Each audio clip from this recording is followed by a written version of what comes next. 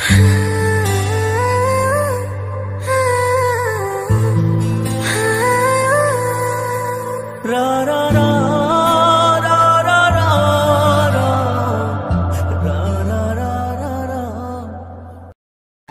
বেডটিটা কোথায়? এক কথা আমাকে ঠিক আর কতবার বলতে লাগবে? ও গড, একটা অপদার্থ জুটেছে আমার কপালে। ঘুম থেকে ওঠা মাত্রই নিজের বেডসাইড টেবিলে চায়ের কাপটা না দেখতে পেয়ে চিৎকার জুড়েছে দীপিকা। চোখ খোলার সাথে সাথেই তার গ্রিন টি চাই, না হলে পুরো বাড়ি মাথায় তুলে ফেলে সে, ঠিক যেমনটা আজ হয়েছে।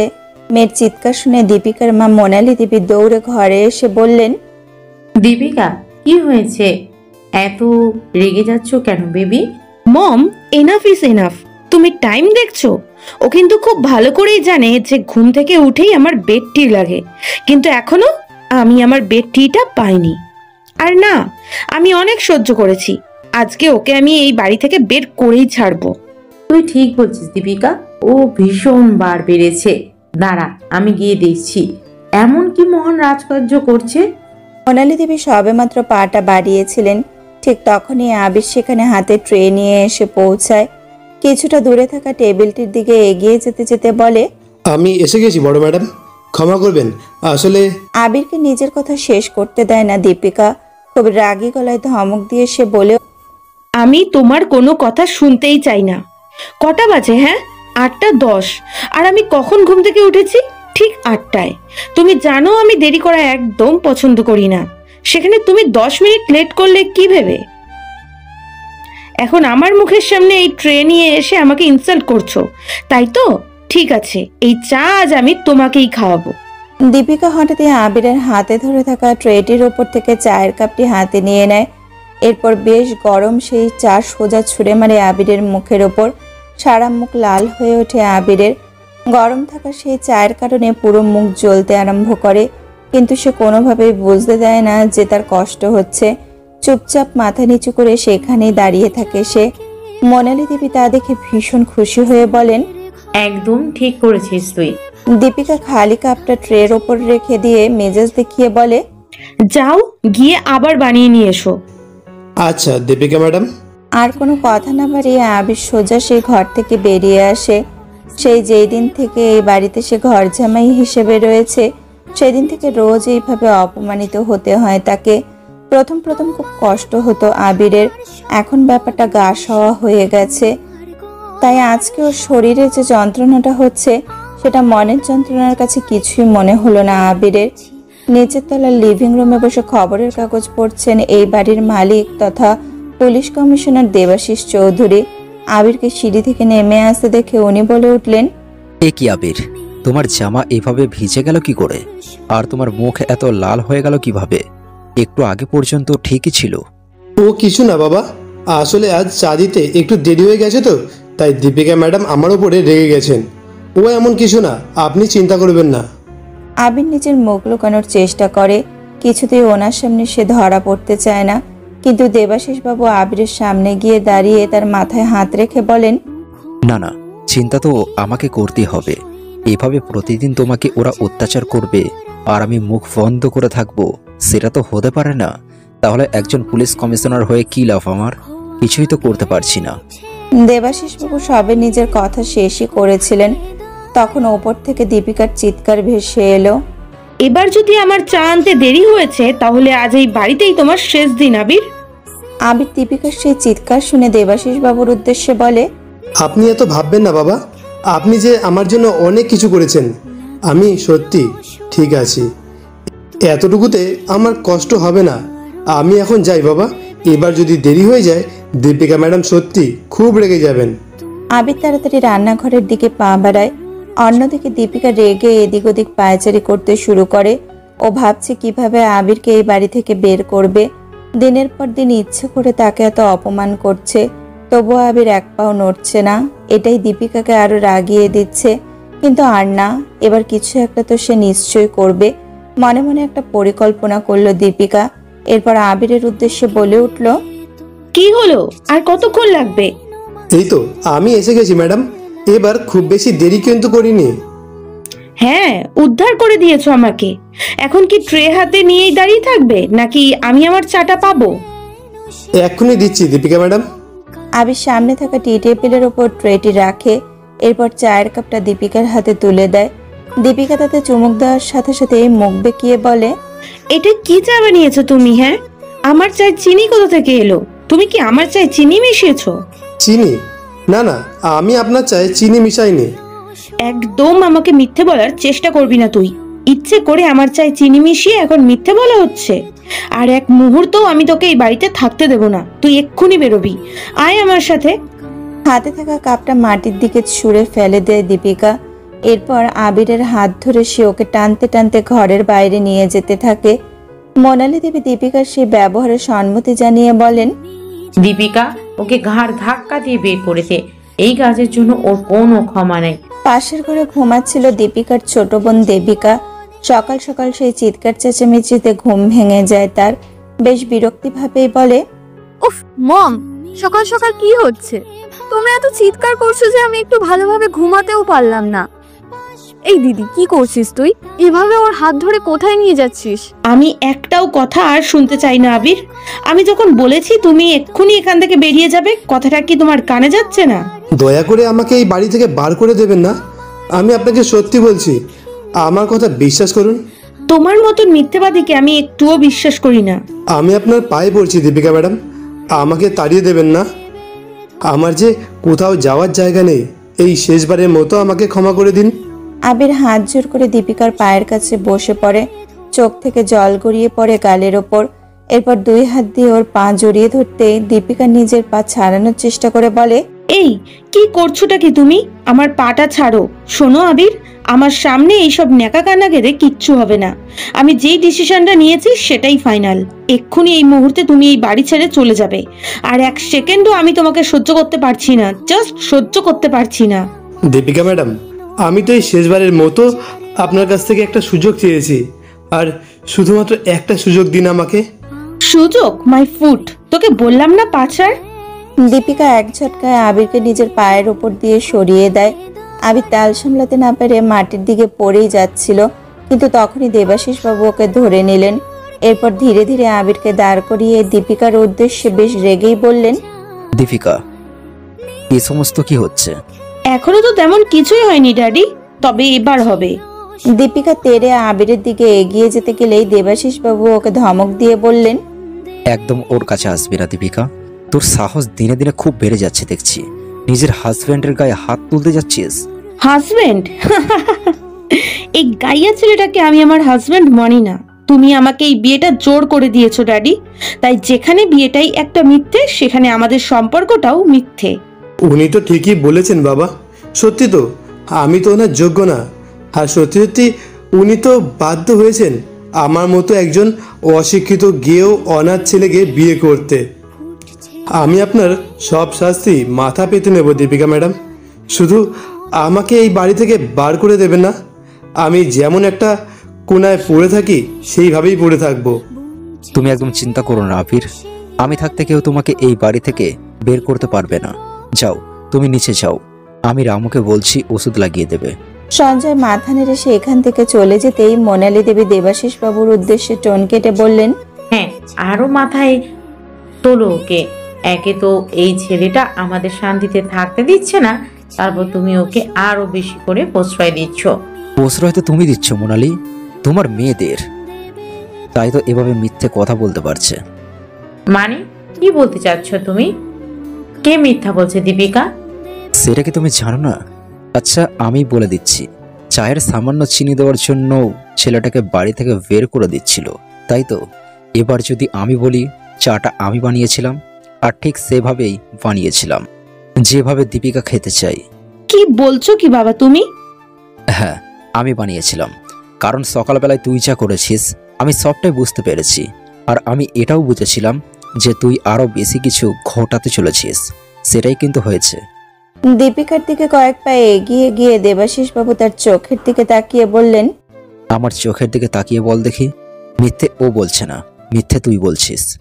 দীপিকা ওনার চোখের দিকে তাকিয়ে থাকতে পারল না। চোখ সরিয়ে নিয়ে কথা ঘোরানোর চেষ্টা করে বলল, আমার একটু পরে বেরোনোর আছে, আমি সানে যাচ্ছি। আর দেবিকা, এখানে হাঁ করে দাঁড়িয়ে আছিস কেন? তোর না একটু পরেই কলেজ আছে? জাগিয়ে রেডি হয়ে নে। আর মা, তুমি নিচে যাও। দীপিকা আর এক মুহূর্ত সেখানে দাঁড়ালো না। শুধুমাত্র আবিরের জন্য আজ দীপিকা নিজের বাবার কাছে মিথ্যাবাদী হয়ে গেছে। রাগে সারা শরীর কাঁপতে লাগলো তার। আজ না হয় ওর পরিকল্পনা সফল হয়নি, কিন্তু একদিন তো হবে। বিছানার ওপর রাখা বালিশে ঘুষি মেরে দীপিকা নিজের মনে বলে, এবার শুধুমাত্র আমার বাবার জন্যই তুমি বেঁচে গেলে আবির, পরের বার আর বাঁচবে না। এই বাড়ি থেকে আমি তোমাকে তাড়াবই, না হলে আমার নামও দীপিকা না। এদিকে দীপিকা আবিরের ওপর ভীষণ রেগে তাকে বাড়ি থেকে তাড়ানোর কথা ভাবছে, এবং অন্যদিকে দেবাশিস বাবু বাবার মতো আবিরের আঘাতের ওপর ওষুধ লাগিয়ে দিচ্ছেন। আবির চুপটি করে মাথা নিচু করে বসে ওনাকে নিজের কাজ করতে দিচ্ছিল। তাকে সেইভাবে চুপ করে থাকতে দেখে দেবাশিস বাবু বললেন, আমি তোমাকে আর ঠিক কতবার বলবো আবির, প্রতিবাদ করতে শেখো, না হলে ওরা তোমাকে আরো বেশি অপমান করার সুযোগ পেয়ে যাবে। দেবাশিস বাবু সবেমাত্র নিজের কথা শেষ করেছিল, ঠিক তখনই মোনালি দেবী জোরে জোরে হাততালি মেরে টোন কেটে বললেন, একদম ঠিক কথা বলেছ তুমি দেবাশিস। সত্যি তোমাকে নিয়ে আমার গর্ব হচ্ছে। একটা চাকরকে তুমি তার মালিকের মুখে মুখে তর্ক করা শেখাচ্ছ। মুখ সামলে কথা বলো মোনালি, ও এই বাড়ির বড় জামাই। জামাই? জামাই? ও তোমার হতে যাবে, আমার নয়। আমার জন্য এ বাড়ির 5 মাস খাটা একটা চাকর। এখন আমি বুঝতে পারছি, আসলেই দীপিকার মাথাটা তুমি খেয়েছো। একদম তাই, যেমন এই ছেলেটা তোমার মাথা খেয়েছে। দেবাশিস বাবুর প্রতিটা কথার জবাব মোনালি দেবী এমনভাবেই দিলেন যাতে সেই কথাগুলো আবিরকে ভীষণভাবে অপমানিত অনুভব করায়। তিনি ভেবেছিলেন সেই কথাগুলো শুনে সে হয়তো সেখান থেকে চলে যাবে, কিন্তু তাকে সেখানেই চুপ করে দাঁড়িয়ে থাকতে দেখে মোনালি দেবী রেগে বলেন, এই, তোকে কি এবার চিঠি দিয়ে বলতে হবে আমাদের জন্য ব্রেকফাস্ট নিয়ে আসতে? যা গিয়ে নিয়ে আয়। হ্যাঁ, আমি যাচ্ছি বড় ম্যাডাম। তুই কোথাও যাবি না আবির, চুপ করে এখানে দাঁড়িয়ে থাকবি। আবির যাওয়ার জন্য প্রস্তুত হলেও দেবাশিস বাবুর কথা শুনে দাঁড়িয়ে যায়। তা দেখে মোনালি দেবীর রাগ যেন আরো বেড়ে যায়। বেশ জোরেই আবিরকে ধমক দিয়ে তিনি বলেন, আমার কথা কি তোর কানে যায়নি নাকি? এবার কান ধরে বুঝিয়ে দিব। মোনালি দেবীর গলার আওয়াজে আবির কেঁপে ওঠে। কোনোরকমে নিজেকে সামলে নিয়ে সে কাঁপা কাঁপা গলায় বলে, যাচ্ছি ম্যাডাম, আপনি ব্রেকফাস্ট টেবিলে গিয়ে বসুন, আমি এক্ষুনি নিয়ে আসছি। গুড, আর যেন বলতে না হয়। বাঁকা হাসি এসে মোনালি দেবী সেখান থেকে চলে যেতেই দেবাশিস বাবু দীর্ঘশ্বাস ফেলে বলেন, একটু আগে তোকে আমি কি বোঝালাম আবির? আমি জানি বাবা, কিন্তু আমি চাই না যে আমার জন্য আপনাকে অপমানিত হতে হোক। সেটা আমি সহ্য করতে পারবো না। আর আমার ভাগ্যে যা আছে সেটাই হোক। কেন শুধু শুধু আমার জন্য আপনি কথা শুনবেন বলুন তো? তার থেকে ভালো যা হচ্ছে হতে দিন, আমি ঠিক সহ্য করে নেব। আবির চোখের কোণে জমে থাকা জলকে হাত দিয়ে মুছে দ্রুত পায়ে সামনের দিকে এগিয়ে যায়। এরপর একে একে সকালের জলখাবারের জন্য নির্ধারিত খাবারগুলো সাজিয়ে রাখতে আরম্ভ করে টেবিলের ওপর। সবার প্রথমে সে একটি প্লেটের উপরে মোনালি দেবীর জন্য খাবার বেড়ে সেটি তার দিকে এগিয়ে বলে, এই যে ম্যাডাম, আপনার ব্রেকফাস্ট। ওই তো দেবিকা ম্যাডামও চলে এসেছেন। আমার ভেজিটেবল স্যুপটা বানিয়েছো তো? হ্যাঁ দেবিকা ম্যাডাম, এক্ষুনি আনছি। দেবিকা চেয়ার টেনে নিজের জায়গাতে বসতেই আবির রান্নাঘরের দিকে দৌড়ালো। দ্রুত একটা বাটির মধ্যে স্যুপ ঢেলে আবির আবারও ডাইনিং রুমের দিকে পা বাড়াতেই দেবিকার গলার স্বর শুনতে পেল, আবির একটু তাড়াতাড়ি আনো, আমার কিন্তু লেট হচ্ছে। এই যে এসে গেছি, এই নিন আপনার গরম গরম ভেজিটেবল স্যুপ। দেবিকা, তুই কি তোর মা আর বড় দিদির মতো আমার কথা শুনবি না? ঠিক করেছিস। আমি কতবার তোকে বলেছি আবিরকে নাম ধরে না ডাকতে। ও কিন্তু তোর থেকে যথেষ্ট বড়, তার সাথে ও তোর দিদির হাজবেন্ড, তাই সম্পর্ক অনুযায়ী আবির তোর জামাই বাবু। তাই সম্মানটা না করতে পারলেও অন্তত সম্পর্কের দামটা দিতে শেখ। কিসের সম্পর্ক? বাবা, তুমি মনে হয় বুঝতে পারছো না যে এই ছেলেটার সাথে আমাদের সত্যি কোনো সম্পর্ক নেই। যেখানে মা ওকে জামাই হিসেবে মানে না, দিদি ওকে নিজের হাজবেন্ড মানে না, সেখানে আমি যে ওকে জিজু মানবো সেটা তুমি এক্সপেক্টও করলে কি করে? আমার জিজু হওয়ার জন্য কোয়ালিটি লাগে। সিঁড়ি দিয়ে নামতে নামতে দীপিকা দেবিকার কথাকে সমর্থন জানিয়ে বলে, এক্স্যাক্টলি, তাই আমি ঠিক করেছি এইবার তোর জন্য ঠিক তেমনই একটা জিজু খুঁজে আনবো। তারপর এই ছেলেটাকে ডিভোর্স দিয়ে এই বাড়ি থেকে তাড়াবো। ডাইনিং রুমে এসে দীপিকা সোজা টেবিলের দিকে এগিয়ে আসে। এরপর নিজের জায়গায় বসে মোনালি দেবীকে উদ্দেশ্য করে বলে, মম, আমার আজ ফিরতে লেট হবে, তোমরা খেয়ে নিয়ে শুয়ে পড়বে।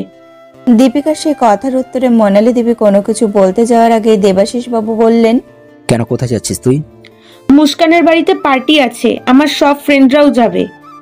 এতটা বলে দীপিকা কিছুক্ষণ থামলো। এরপর আবিরের দিকে আর চোখে তাকিয়ে বলে, হ্যাঁ, আর রোহানও আসবে। সত্যি রোহানদা আসছে? তাহলে তো খুব মজা হবে। এমনিতেও রোহানদা তোকে পছন্দ করে।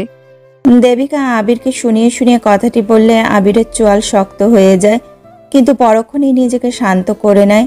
সে জানে দীপিকা শুধু নামমাত্র তার বউ, এর থেকে বেশি কিছুই কোনোদিনই আশাই করেনি, হয়তো কখনো করবেও না। নিজের মনে একভাবে কথাগুলো ভাবছিল আবির।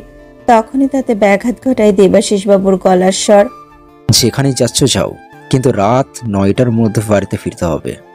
আর এভাবে তোমার কোথাও যাওয়া চলবে না। হাতে শাঁখাপলা আর মাথায় সিঁদুর পরে তারপর বাড়ি থেকে বেরোবে। বাবা, তুমি কিন্তু আমাকে হাসাচ্ছ। শাখা বলা সিঁদুর কার জন্য পরবো বলো তো? এই ছেলেটার জন্য? পারবো না। দীপিকা, তুই আদেও জানিস তুই কি বলছিস? ভালো করেই জানি বাবা। ওই সিঁদুর দেখলেই আমার বারবার মনে পড়ে যায় এই অশিক্ষিত অসভ্য ছেলেটার সাথে আমার বিয়ে হয়েছে, যে আমার পায়ের নখেরও যোগ্য না। তার হাত থেকে পড়া সিঁদুর আমি কোনোদিনই মাথায় পরবো না। দীপিকা রেগে নিজের কথাগুলো বলে তার জায়গা থেকে উঠে দাঁড়ালো। তা দেখে মানালি দেবী বললেন, দীপিকা, খাবার রেখে কেন উঠে যাচ্ছিস? আমার পেট ভরে গেছে মা। দীপিকার সারা মুখ জুড়ে রাগ ফুটে ওঠে। সামনে দাঁড়িয়ে থাকা আবিরের দিকে তাকিয়ে ও দাঁতে দাঁত চেপে বলে, অনেক ধন্যবাদ তোমাকে আবির, সকাল সকাল আমার খাওয়াটাকে নষ্ট করার জন্য। কিন্তু দীপিকা ম্যাডাম, আমি যে... আবির নিজের কথাকে শেষ করতে পারার আগেই দীপিকা ওকে চুপ করিয়ে বলে ওঠে, চুপ! তোমার মুখ থেকে আমার নামটা শুনতেও ঘেন্না লাগে। মা, তুমি চিন্তা করো না, আমি বাইরে ঠিক কিছু খেয়ে নেবো, আসছি। দীপিকা নিজের কথাটি শেষ করে গটগট করে সেখান থেকে চলে যায়। তা দেখে মানালি দেবী দেবাশিস বাবুর উদ্দেশ্যে বলেন, দেখছো তুমি, মেয়েটা না খেয়ে চলে গেল। কি অপয়া ছেলে বাড়িতে এনেছি কে জানে। সকাল সকাল আমাদের পরিবারে অশান্তি লাগিয়ে দিয়েছে। আমার সত্যি এখানে থাকতে আর ভালো লাগছে না। নে তাড়াতাড়ি খেয়ে নে দেবিকা, আমাদেরও বেরোতে হবে। সকালে জলখাবার শেষ করে মোনালি দেবী এবং দেবিকা বেরিয়ে পড়ল নিজেদের গন্তব্যের উদ্দেশ্যে। দেবাশিস বাবুও ফিরে যান নিজের ঘরে। আজ তিনি বাড়িতেই থেকে বিশ্রাম করার কথা ভেবেছিলেন, কিন্তু সকাল থেকে যা যা ঘটে চলেছে তাতে আবিরকে নিয়ে খুব চিন্তিত হয়ে পড়লেন তিনি। যেই ছেলেটি দিনরাত শুধু তাদের ভালো রাখার জন্য পরিশ্রম করে চলেছে, তাকে এভাবে কষ্ট পেতে দেখে খুবই খারাপ লাগছিল ওনার। কিন্তু আবির যেন সবকিছু হাসি মুখে মেনে নিতে শিখে গেছিল। তাই হয়তো শত অপমানের পরেও সে তাদের জন্য সবকিছু করতে রাজি। ঠিক যেমন দেবিকা ও মোনালি দেবী তাদের কাজ সেরে বাড়িতে ফিরে আসার সাথে আবির আবারও নিজের কাজে লেগে পড়েছে। সকলকে রাতের খাবার বেড়ে একটা কোণাতে দাঁড়িয়ে থাকে সে। এইদিকে ঘড়ির কাঁটা জানান দেয় 10টা বেজে যাওয়ার। সেই দিকে তাকিয়ে দেবাশিস বাবু বলেন, রাত 10টা বেজে গেল, দীপিকা তো এখনো ফিরল না। কেন? ও তো বললো আসতে দেরি হবে। আর শোনো, এত ভেবো না তো। রোহান যখন ওর সাথে আছে তখন আমি জানি যে ও ঠিক বাড়িতে পৌঁছে দিয়ে যাবে। মানে তুমি কি বলছো? তুমি জানো ও বিবাহিত হয়ে অন্য একটা ছেলের গাড়িতে করে বাড়ি আসবে? সত্যি, তোমার মেয়ে ঠিকই বলে। এই ছেলেটা তোমাকে বস করেছে, না হলে এমন একটা ছেলের সাথে তুমি কি করে ওর বিয়ে দিতে পারলে? আমার মেয়ের জীবনটা শেষ করে দিয়েছো। তাই আমিও ঠিক করে নিয়েছি, 6টা মাস কেটে গেলে আমি নিজেই ওদের ডিভোর্সটা করিয়ে দিব। তারপর রোহানের সাথে দীপিকার বিয়ে দিব। এই বিয়েটা একমাত্র এই ভুলটাকে শুধরাতে পারবে। মোনালি দেবী আবির এবং দেবাশিস বাবুকে কথাগুলো শুনিয়ে শুনিয়ে বলার মাঝেই দেখতে পেল যে তাদের বাড়ির আরেক পরিচালক রামু একটি প্লেটের উপর কিছু খাবার বাড়ছে। মোনালি দেবী প্রশ্ন করেন, এ কি রামু, এই প্লেটটাতে কার খাবার বাড়ছিস? আবির দাদাবাবুর। কি? তোকে এটা করতে কে বলেছে? আমি বলেছি মোনালি, আজ থেকে আবির আমাদের সাথে এই চেয়ার টেবিলে বসে খাবে। আবির এখানে এসে বসো। আবির খুব অবাক হয়ে যায় দেবাশিস বাবুর কথা শুনে। মাথা নেড়ে সে না জানায় কিছুতেই সে তাদের সাথে একসাথে বসে খেতে পারবে না, কারণ আবির খুব ভালো করে জানে সে এখন কিছু করলে আবারও তাকে অনেক বেশি অপমানিত হতে হবে। কিন্তু দেবাশিসবাবুর জোরাজুরিতে আবির শেষ পর্যন্ত হার মানতে বাধ্য হয়। সামনে থাকা চেয়ারের দিকে সে সবেমাত্র পা বাড়াতে যেতে পেছন দিক থেকে ভেসে আসে দীপিকার গলার আওয়াজ। না, ও কোনোভাবেই ওই চেয়ারে বসবে না বাবা। আমরা যে ওকে খেতে দিচ্ছি সেটাই ওর সাত পুরুষের ভাগ্য। তাই যদি ওকে খেতেই হয় তাহলে সেখানেই খেতে হবে যেখানে আমি ওকে খেতে দিই। রামু, তুমি সেই প্লেটে খাবার সার্ভ করো, যেই প্লেটে ওকে খাবার দেওয়া হয়। সবাইকে সবকিছু মানায় না, আর ওকে তো একেবারেই নয়। রামু দীপিকার আদেশ মতোই রান্নাঘরের দিকে পা বাড়ায়। কিছুক্ষণের মধ্যে রামু একটা ভাঙাচোরা থালার মধ্যে কিছু খাবার নিয়ে আসে। দীপিকা কিছুটা দূরে বসে থাকা ওদের বাড়ির পোষা কুকুরের ঠিক পাশের খালি জায়গাটার দিকে ইশারা করে। রামু থালাটি হাতে নিয়ে সেই দিকে এগিয়ে যায়। দীপিকা আবিরের দিকে তাকিয়ে ব্যঙ্গের স্বরে বলে, যাও গিয়ে খেয়ে নাও, ওটাই তোমার আসল জায়গা, আর এটা সবসময় মনে রাখবে। আবির দীপিকার কথার উত্তরে মাথা নিচু করে সম্মতি জানায়। এরপর সে সামনের দিকে ধীর পায়ে এগিয়ে যায়। মুখ থেকে দীর্ঘশ্বাস বেরিয়ে আসে তার। আবারও চোখের কোণে জল জমতে আরম্ভ করে। তবে এবারও সবার আড়ালে আবির নিজের কষ্টকে লুকিয়ে নেয়।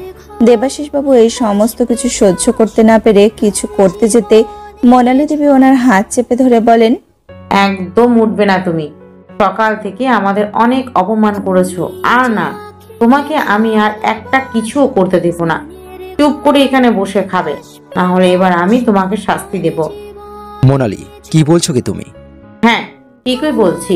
তুমি যদি ওকে বেছে নাও তাহলে আমরা এই বাড়ি ছেড়ে চলে যাব। এবার বলো, একা থাকতে পারবে তো? মোনালি দেবীর সেই হুঁশিয়ারি শুনে দেবাশিসবাবু চুপ করে যান। ওনার মনে হতে থাকে যেন উনি হেরে গেলেন। অসহায় দৃষ্টিতে আবিরের দিকে তাকালে তিনি দেখতে পান যে সে মাথা নিচু করে চুপচাপ খেয়ে চলেছে। দেবাশিসবাবু দীর্ঘশ্বাস ফেলে নিজের খাবার দিকে মন দেন। যদিও আজ এই খাবার ওনার গলা দিয়ে নামবে না, তবুও খাওয়ার চেষ্টা করেন তিনি। দেবাশিসবাবুকে সেই অবস্থাতে দেখে মনে মনে খুশি হন মোনালি দেবী। যাক, অন্তত এবার কেউ আর ওনাকে বাধা দিতে পারবে না। বাঁকা হাসি হেসে মোনালি দেবী আবিরের উদ্দেশ্যে বলেন, এই যে আবির, খেয়ে নিয়ে আমার 2 মেয়ের ঘরে দুধের গ্লাস দিয়ে আসবে, ঠিক আছে? হ্যাঁ ম্যাডাম, আমি জানি, আমি খেয়েই নিয়ে যাচ্ছি। আহারে, ছেলেটা কত কষ্ট পাচ্ছে, আর আমি কিছুই করতে পারছি না। আমার হাত দুটো যে বাঁধা পড়ে গেছে, তবুও আমি যতটা পারবো তোমাকে সামলে রাখবো আবির।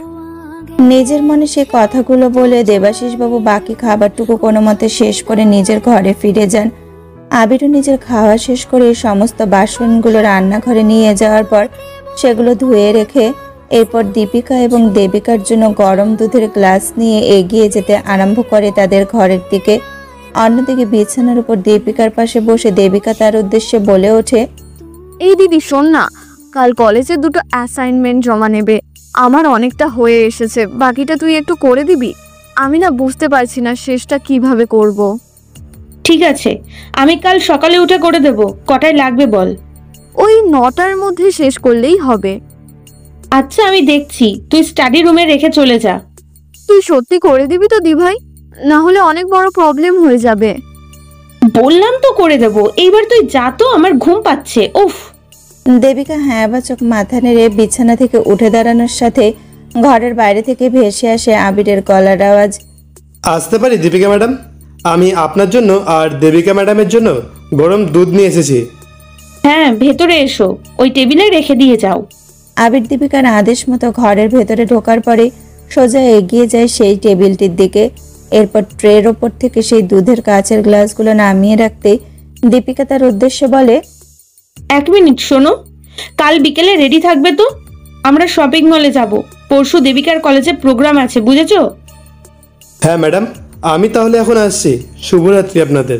আবির সে ঘর থেকে বেরিয়ে যেতেই দেবিকা অবাক গলায় দীপিকাকে জিজ্ঞেস করে, দিদি ভাই, তুই ওকে শপিং মলে নিয়ে যাবি? একদম, আমরা যে শপিং করব সেই ব্যাগগুলো ধরার জন্য কাউকে তো লাগবেই। এমনিতেও আমি ওকে আমাদের বাড়ির চাকর হিসেবেই নিয়ে যাচ্ছি, তাই কেউ ওর আসল পরিচয় জানতেই পারবে না। রাতের শেষে দেখা দিল আবারও এক নতুন সকাল। দীপিকা গভীর ঘুমে আচ্ছন্ন ছিল। ঠিকই তখনই দেবিকা ওর ঘরে দৌড়ে এসে দীপিকাকে জড়িয়ে ধরে আনন্দে বলে ওঠে, দিদি, থ্যাংক ইউ সো মাচ। হুঁ, কি হলো সকাল সকাল তুই এখানে? কিছু দরকার আছে কি? তুই আমার অ্যাসাইনমেন্টগুলো কমপ্লিট করে দিয়েছিস, তার জন্য অনেক অনেক থ্যাংক ইউ। আমি কিছুতেই বুঝতে পারছিলাম না শেষ কি করে করব। কেমিস্ট্রির সূত্রগুলো তো আমার মনেই থাকে না ঠিক করে, কিন্তু তুই এত ইন্টেলিজেন্ট দিদি, কি সুন্দর করে ওই প্রশ্নগুলো সলভ করে দিয়েছিস। তুই কি বলছিসটা কি? আমি তো কিছুই বুঝতে পারছি না। কেন, কাল তোকে বলেছিলাম না আমার ইংলিশ আর কেমিস্ট্রির অ্যাসাইনমেন্ট বাকি, যেটা আমি কমপ্লিট করতে পারছি না? তুই তো বলেছিলি সকালবেলায় উঠে করে দিবি, ওটাই বলতে আসলাম। তুই যে করে দিয়েছিস তার জন্য অনেক অনেক থ্যাংক ইউ। এতক্ষণে যেন দীপিকার মনে পড়ল আগের রাতে দেবিকার বলা কথাগুলো। চোখে থাকা ঘুমো ঘুমো ভাব নিমেষেই গায়েব হয়ে গেল। বিছানার উপর উঠে বসে দীপিকা বলে উঠল, ও হ্যাঁ, তাই তো, তোর অ্যাসাইনমেন্ট করার কথা ছিল। দেখেছিস আমার মাথা থেকে একদম বেরিয়ে গেছে। তুই মজা করছিস তাই না? বল না দিদি। দেবিকা ভাবছিল যে দীপিকা হয়তো কোনোভাবে তার সাথে মজা করছে, যেমনটা মাঝে মাঝেই করে, কিন্তু তার সেই ভাবনাকে ভুল প্রমাণ করে দিয়ে দীপিকা বলে, একেবারেই না, আমি তো এই জাস্ট ঘুম থেকে উঠলাম, তুই তো এসে ওঠালি। যদি আমি সেই অ্যাসাইনমেন্টগুলো করেই দিতাম তাহলে কি তোকে জানাতাম না? তাই তো, ঠিক বলেছিস, কিন্তু তাহলে আমার অ্যাসাইনমেন্টের অতগুলো পেজ কে কমপ্লিট করলো? দেবিকা কিছুতেই বুঝে উঠতে পারল না আসলে তার উপকার কে করেছে। দীপিকা নয় তো কে? এই প্রশ্নটাই বারবার তার মাথায় ঘুরপাক খেতে লাগে। তখনই দেবিকার মনে পড়ে সকালে সে ঘটনাটি। আজ বেশ তাড়াতাড়ি ঘুম ভেঙে যাওয়ায় দেবিকা যখন স্টাডি রুমের পাশ দিয়ে হেঁটে আসছিল, তখনই সেই রুমটির দরজা ভেজানো অবস্থায় দেখতে পায়। ভেতরে নিশ্চয়ই দীপিকা আছে ভেবে দেবিকা দরজাটা খুলতেই আবিরকে দেখতে পায় সে।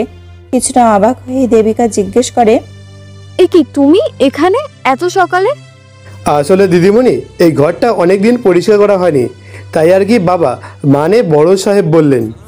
ঠিক আছে, বুঝেছি। শোনো, কাজ শেষ করে ঘরটা বন্ধ করে দেবে। দেবিকাকে কোনো ভাবনায় হারিয়ে যেতে দেখে দীপিকা তাকে ঠেলা মেরে বলে, কি রে, কি ভাবছিস? জানিস, যখন আমি সকালের দিকে স্টাডি রুমে ঢুকেছিলাম তখন আবির ওখানে ছিল, তবে ও আমাকে দেখে একটু ঘাবড়ে গেছিল। আমি জিজ্ঞাসা করতে বলল ঘর পরিষ্কার করছে।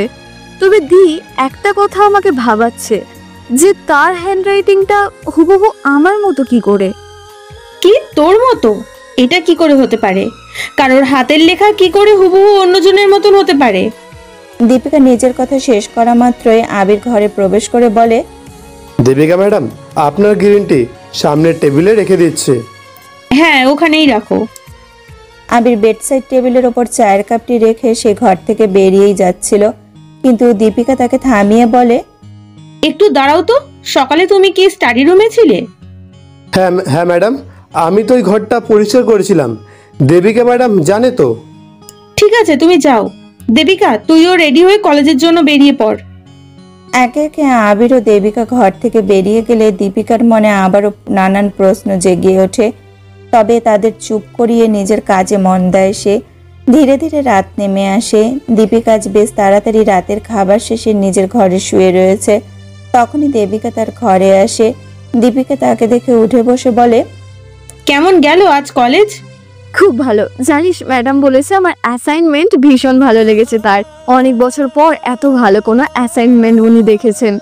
কিছু বছর আগে ওনার একজন স্টুডেন্ট ছিল, সেও নাকি ঠিক এমনই কিছু করেছিল।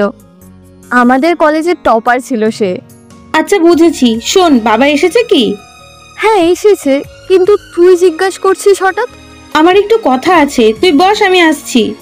দীপিকা সে ঘর থেকে বেরিয়ে আসার সাথেই পা বাড়ায় সিঁড়ির দিকে। একে একে ধাপ পেরিয়ে নিচে নামার সময় কারো গলার স্বর কানে এসে পৌঁছায় দীপিকার। ইউর ওয়েলকাম, এটা তো আমার কর্তব্য। দীপিকা এক মুহূর্তের জন্য থমকে দাঁড়িয়ে পড়ে। গলার স্বরটা যেন তার পরিচিত মনে হয়, তাই দ্রুত পায়ে সিঁড়ি দিয়ে নিচে নেমে আসে সে, কিন্তু কাউকে দেখতে পায় না। বুঝতে পারে তার পায়ের শব্দে সে ব্যক্তিটি নিশ্চয়ই কোথাও লুকিয়ে পড়েছে। এদিক ওদিক তাকিয়ে তাকে খোঁজার চেষ্টা করে দীপিকা, তবে তাকে খুঁজে না পেয়ে নিজের মনে সে বলে ওঠে, এ কি, এখানে তো কেউ নেই তাহলে? না না, আমি পরিষ্কার আবিরের গলার আওয়াজ শুনেছি। এতটা ভুল তো হতে পারে না। নিজের মনে কথাগুলো বলার মাঝেই দীপিকার চোখ চলে যায় সামনে থাকা ফোনের দিকে।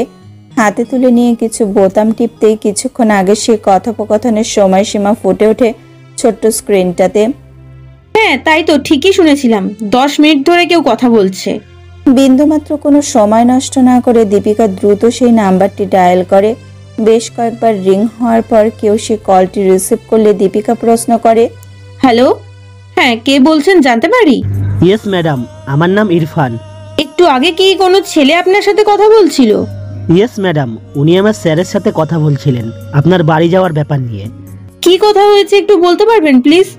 আর উনি নিশ্চয়ই নিজের নাম বলেছিলেন। ফোনের অপর প্রান্তে থাকা ইরফান নামক ছেলেটি কিছুক্ষণের জন্য চুপ করে যায়।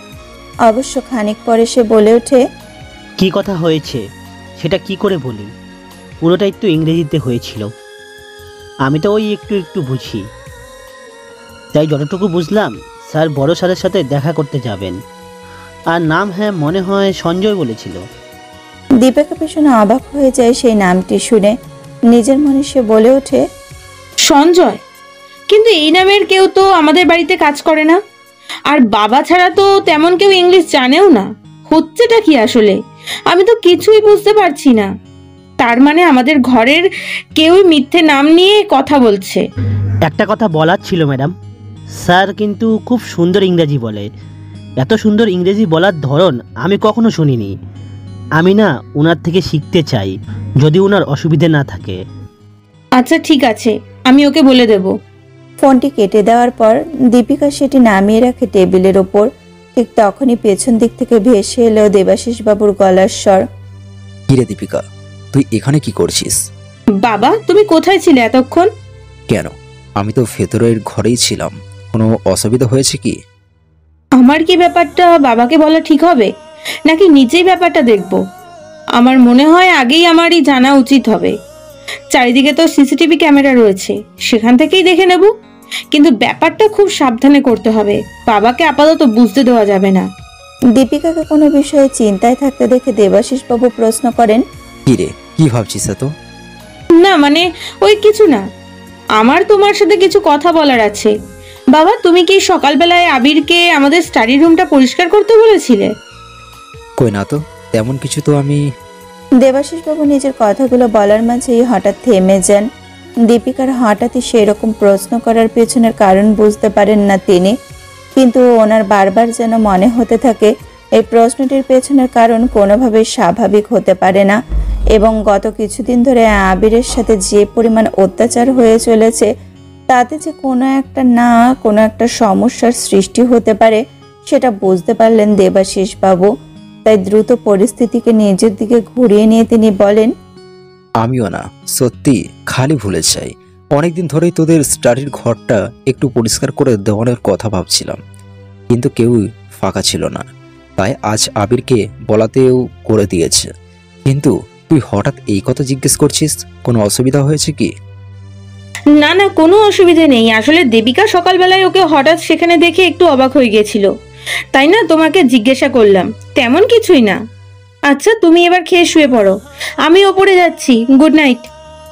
দেবাশিস বাবুকে শুভরাত্রি জানিয়ে দীপিকা সামনের দিকে থাকা সিঁড়ির দিকে ঘুরে পা বাড়াতেই ওর চোখ চলে যায় কিছুটা দূরের একটি ঘরের দিকে। আবছা আলোতে কারো ছায়া লক্ষ্য করে সে, কিন্তু হঠাৎ করে ছায়াটা সরে যায়। দীপিকা বুঝতে পারে তাদের কথা কেউ এতক্ষণ আড়ি পেতে শুনছিল, তবে সেদিকে কোনো গুরুত্ব না দিয়ে দীপিকা সামনের দিকে পা বাড়ায়। অন্যদিকে দেবাশিস বাবু পাশে থাকা সোফার উপরে বসে এক মনে ভাবতে শুরু করেন দীপিকার বলে যাওয়া সে কথাগুলো। তখনই আবির সেখানে আসতেই দেবাশিস বাবু প্রশ্ন করেন, আবির, তুই কি সকালবেলা দীপিকাদের স্টাডি রুমে গেছিলিস? হ্যাঁ বাবা, গেছিলাম তো, আপনি বলেছিলেন তাই গেছিলাম। আমি তোকে যেতে বলেছিলাম, কিন্তু কখন বলতো? আমার তো ঠিক মনে পড়ছে না আমি এখন কিছু বলেছি। আসলে আপনি সেই মুহূর্তে কাজে ব্যস্ত ছিলেন তো, তাই হয়তো আপনার মনে নেই, কিন্তু আপনার অনুমতি ছাড়া তো আমি যেতে পারি না। দেবাশিস বাবু আবিরের কথা শুনে এক মুহূর্ত ভাবলেন হয়তো কাজের ফাঁকেই তিনি এমন কোনো কথা বলেছিলেন, তবে সেদিকে মনোযোগ না থাকায় ওনার হয়তো সে কথা মনে পড়ছে না। তাই আবিরের কথাকেই সত্যি মেনে নিয়ে তিনি আবারও নিজের কাজে মন দিলেন। অন্যদিকে দীপিকা নিজের ঘরে ফিরে গিয়ে এদিক ওদিক পায়চারি করতে লেগে যায়। যে করেই হোক সিসিটিভি ফুটেজ ওকে বের করতেই হবে। ভাবনা মতো দীপিকা গভীর রাত পর্যন্ত অপেক্ষা করে। এরপর সিঁড়ি দিয়ে নিচে নেমে আসার পর বাড়ির পিছনের দিকে সে ঘরটিতে চলে যায়। কিন্তু দরজাটি ভেতর থেকে বন্ধ থাকায় দীপিকা কিছু করে উঠতে পারে না। দেখতে দেখতে বেশ কিছুদিন কেটে যায়। দীপিকা এর মধ্যে বেশ কয়েকবার সে ঘরের মধ্যে যাওয়ার চেষ্টা করে, কিন্তু প্রতিবারই সেখানে কেউ না কেউ থাকায় দীপিকা ভেতরে ঢুকতেই পারে না। তাই সে অন্য কোনো উপায়ে সত্যিটা জানার পরিকল্পনা করে। তার জন্য দীপিকা আবিরকে চোখে চোখে রাখতে শুরু করে, তাকে নিজের সাথে সব জায়গায় নিয়ে যেতে শুরু করে। ঠিক যেমন আজ সে আবিরকে নিজের সাথে শপিং মলে নিয়ে এসেছে। সিঁড়ি দিয়ে মলটির দ্বিতীয় তলায় এসে পৌঁছাতে দীপিকার বান্ধবীরা তার দিকে এগিয়ে আসে। Good evening Deepika. কিরে, তুই আবার এটা কাকে এনেছিস? ও আবির, দীপিকার পার্সোনাল চাকর বলতে পারিস। আর এর আগেও অনেকবার ওর সাথে নানান জায়গায় গেছে। হ্যাঁ, মুস্কান ঠিকই বলেছে। আসলে আমি আমার বাড়ির চাকরদেরও মাঝে মাঝে মলে নিয়ে আসি, ওই একটু আধটু আনন্দ করার জন্য, আর স্পেশালি আমাদের শপিং ব্যাগগুলো ধরার জন্য। কথাটি বলে দীপিকা এবং তার বান্ধবীরা জোরে জোরে হেসে ওঠে। এরপর তারা ঢুকে যায় সামনের দোকানটির মধ্যে। চারিদিক ঘুরে সমস্ত ড্রেসগুলো দেখার পর দীপিকা দুটো পোশাকের দিকে নিজের চোখ স্থির রেখে বলে, এই দেখ, এগুলো বেশ ভালো না? আমি ভাবছি এগুলো নিয়ে নিই, ভালো ডিসকাউন্ট আছে, কিন্তু এই দুটো ড্রেসের মধ্যে কোনটা নেব বুঝতেই পারছি না। দীপিকা কিছুতেই সিদ্ধান্ত নিতে পারছিল না। তখনই এক অল্প বয়সী মেয়েটাকে সাহায্য করার জন্য এগিয়ে আসে।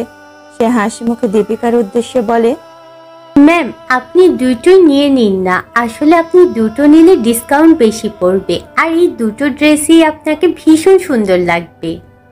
তাহলে এই দুটোও আমি নেব। হ্যাঁ, তোকে খুব ভালো লাগবে। মন মতো সমস্ত পোশাক কিনে নেওয়ার পর দীপিকা সেগুলো নিয়ে গিয়ে উপস্থিত হয় ক্যাশ কাউন্টারের সামনে। সামনে থেকে মেয়েটি একে একে সেই পোশাকগুলোকে দেখে এবং মোট দামটি যোগ করে বলে, ম্যাম, আপনার টোটাল বিল হয়েছে 10,000 টাকা। ওকে, আমি কার্ডে পে করব। দীপিকা সবেমাত্র নিজের ব্যাগ থেকে কার্ডটি বেরই করেছিল। এরই মাঝে আবির তাকে থামিয়ে ক্যাশে থাকা মেয়েটির উদ্দেশ্যে বলে, 1 মিনিট ম্যাম, আমার মনে হয় আপনার কোথাও ভুল হচ্ছে। আমি ঠিক বুঝলাম না। আমি বলছি যে আপনার যোগে কোথাও ভুল হচ্ছে। আপনি মনে হয় ওই দুটো ড্রেসের এক্সট্রা ডিসকাউন্টটা ধরেননি। আবিরের সেই কথাগুলো শুনতে দীপিকা খুব রেগে যায়। দাঁতে দাঁত চেপে আবিরের দিকে ইশারা করে সেই ক্যাশিয়ারের উদ্দেশ্যে বলে, সরি, ওর কথায় কিছু মনে করবেন না। আর তুমি একটাও কথা বলবে না আবির, মুখটা বন্ধ রাখো, বুঝেছো? দীপিকা নিজের কথা শেষ করতে পারার আগেই সেই মেয়েটি আবিরের দিকে তাকিয়ে বলে, স্যার, আপনি একদম ঠিক বলেছেন। সরি, আমারই ভুল হয়েছিল। সত্যি ওটা অ্যাড করিনি। আপনি তো খুব ইন্টেলিজেন্ট স্যার। কি করে বুঝলেন? না না, তেমন কিছু না। ওই তখন আসলে আমি ফোনে দেখে নিয়েছিলাম বিল কত হতে পারে, তাই বলতে পেরেছি। আসলে বড় স্যার আমাকে বলেছিলেন টাকা কম পড়লে জানাতে, তাই। যাই হোক স্যার, আপনি তো বেশ বুদ্ধিমান। না হলে কেউ এইভাবে ধরে ফেলতে পারে নাকি? ক্যাশিয়ারের সেই কথাতে দীপিকা ভীষণ অবাক হয়ে যায়। অবাক চোখে আবিরের দিকে তাকায় সে। এমনটা কি হতে পারে? একজন অশিক্ষিত ছেলে কি করে এসব জানতে পারে? দীপিকা বুঝতে পারে না। আবিরের কথাটা বিশ্বাস করতে পারে না দীপিকা। নিজের মনে সে বলে, আবির কি সত্যিই বলছে? আমি তো একে একবারও মোবাইল ফোন হাতে নিতে দেখিনি। তাহলে ছেলেটা সত্যি কেমন যেন অদ্ভুত। দীপিকার মনে চলতে থাকা প্রশ্নদের তখনের মতো থামিয়ে দেয়। দীপিকা বেরিয়ে এলো সেই দোকানটির থেকে। এরপর আবিরের দিকে ঘুরে সে ব্যাগগুলো তার হাতে দিয়ে বলে, আবির, এই যে ব্যাগগুলো ধরো, দেখবে একটাও ব্যাগ যাতে না পড়ে যায়। এরপর দীপিকারা বেশ আরো কিছুটা সময় সেখানে কাটিয়ে মলটির ভেতর থেকে বেরিয়ে যাওয়ার আগে তার বান্ধবীদের দিকে তাকিয়ে বলে, আচ্ছা, তোরা সবকিছু নিয়ে নিয়েছিস তো? তাহলে আমরা এবার বেরিয়ে পড়ি।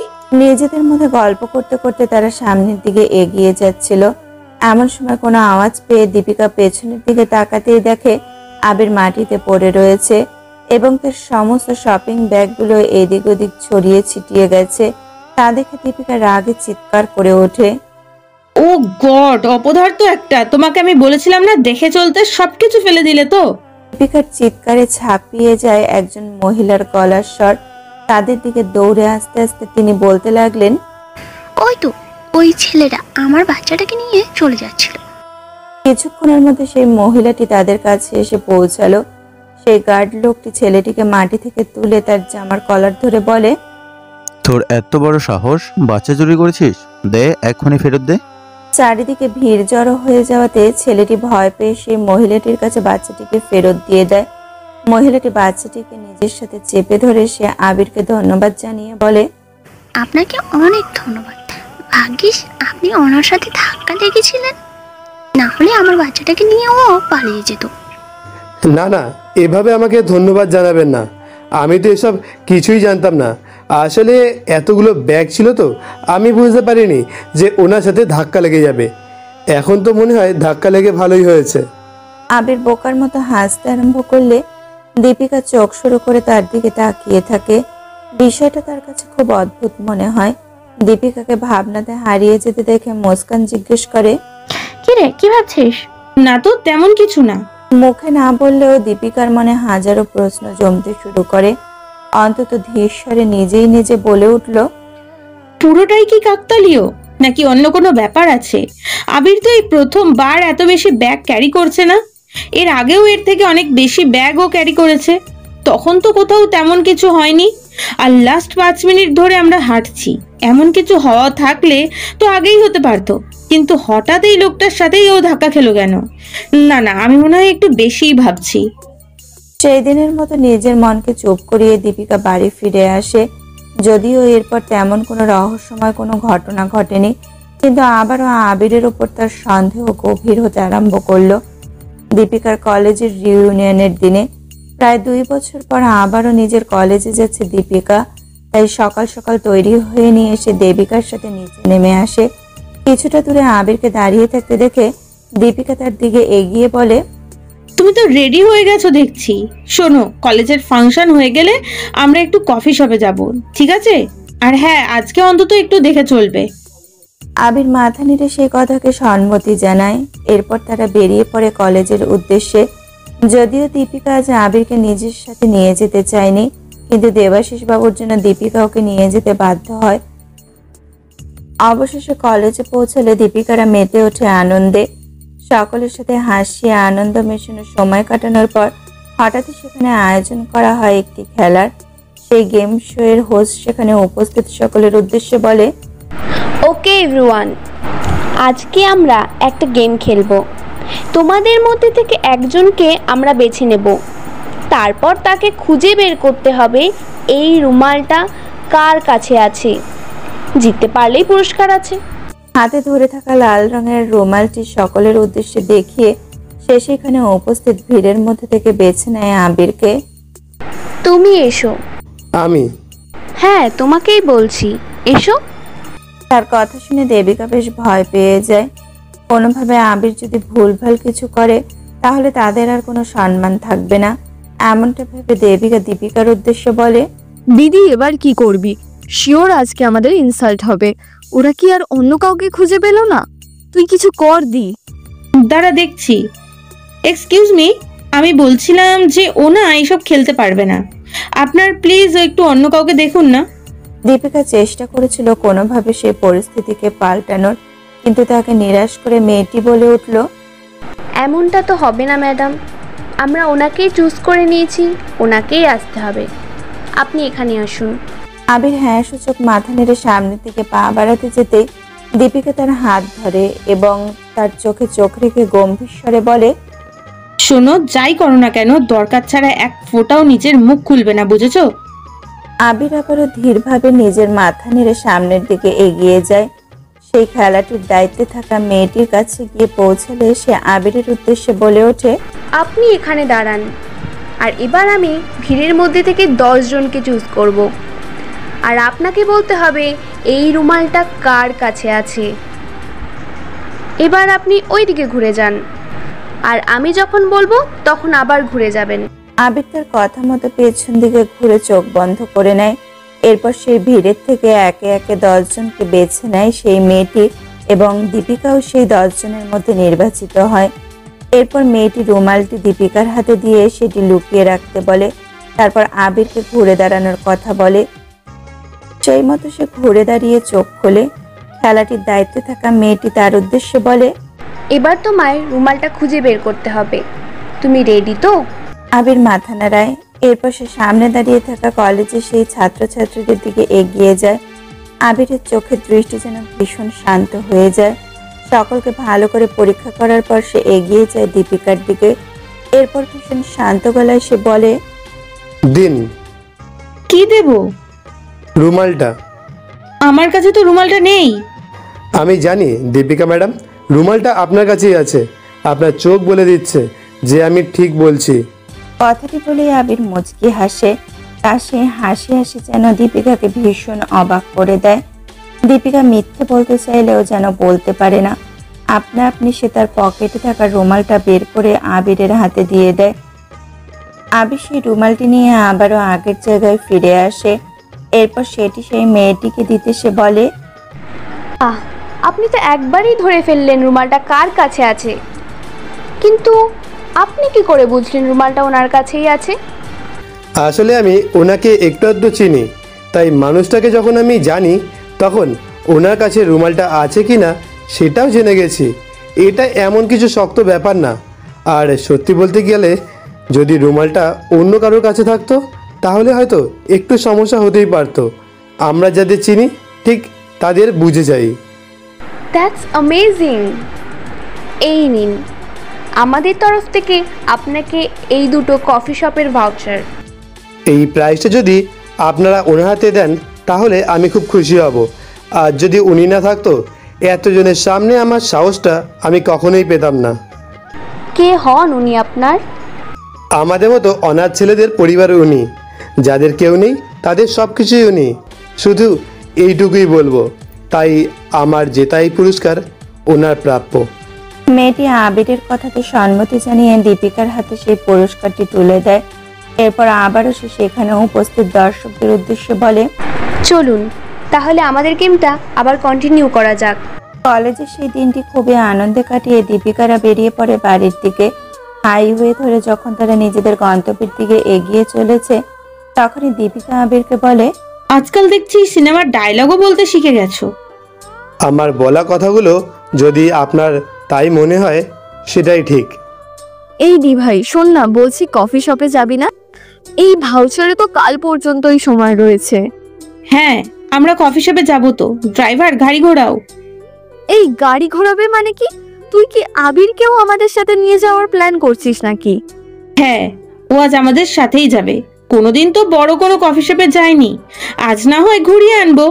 আর তুই তো জানিস আমি কারোর কোনো ঋণ নিজের জীবনে রাখি না। দীপিকার কথা শেষ হওয়ার সাথে সে কারোর হাসির আওয়াজ শুনতে পায়। সামনের সিটে বসে থাকা আবিরকে হাসতে দেখে সে বলে, কি হলো, হাসছো কেন?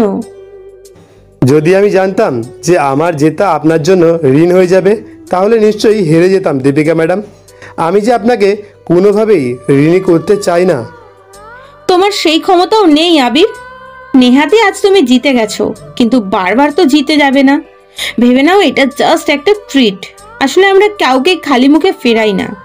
কিছুক্ষণের মধ্যে দীপিকার গাড়ি এসে থামে শপিং মলের সামনে।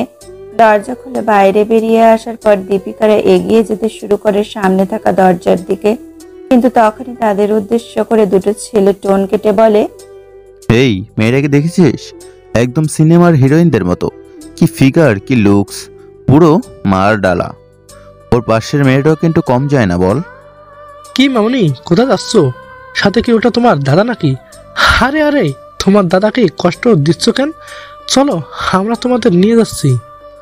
ছেলেগুলো টোন কাটতে কাটতে দীপিকাদের পিছু নেয়, কিন্তু দীপিকারা তাদের কোনো রকমে পাত্তা না দিয়ে এগিয়ে যায় কফি শপের দিকে। ভেতরে পৌঁছতে আবির একটা কোণে গিয়ে বসলো, কারণ দীপিকার সাথে বাঁ পাশে বসার অধিকার তার নেই। তখনই দীপিকারা দেখতে পেল তাদের পিছন পিছন সেই ছেলেগুলো সেখানে এসে উপস্থিত হয়েছে। দীপিকা তাদের না দেখার ভান করে বলে, দেবিকা তুই এখানে একটু বস, আমি একটু ওয়াশরুমে যাচ্ছি। দীপিকা সেখান থেকে উঠে ওয়াশরুমের দিকে পা বাড়ালেই সেই ছেলেগুলোর মধ্যে একজন তার পিছু নেয়। আবিরও হঠাৎ চেয়ার থেকে উঠে দাঁড়িয়ে বলে, দেবিকা ম্যাডাম আমি একটু আসছি, আপনি কিন্তু এখানেই বসে থাকবেন। হ্যাঁ, যেখানে ইচ্ছে যাও। উফ, আমার দিদিটাও না কেন যে আসছে না। দেবিকাকে একা রেখে আবির সেখান থেকে যেতেই ছেলেটি দেবিকার দিকে তাকিয়ে শয়তানি হাসি হাসতে লাগে। এভাবে বেশ কিছুটা সময় যেতে গেলে দেবিকা খুবই বিরক্ত হয়, কিন্তু তখনই সেখানে দীপিকাকে আসতে দেখে ও বলে, কি রে, কতক্ষণ লাগে তোর? আবির কোথায় গেছে? জানি না, মনে হয় ওই ওয়াশরুমেই গেছে। এই তো এসে গেছে, দেখ।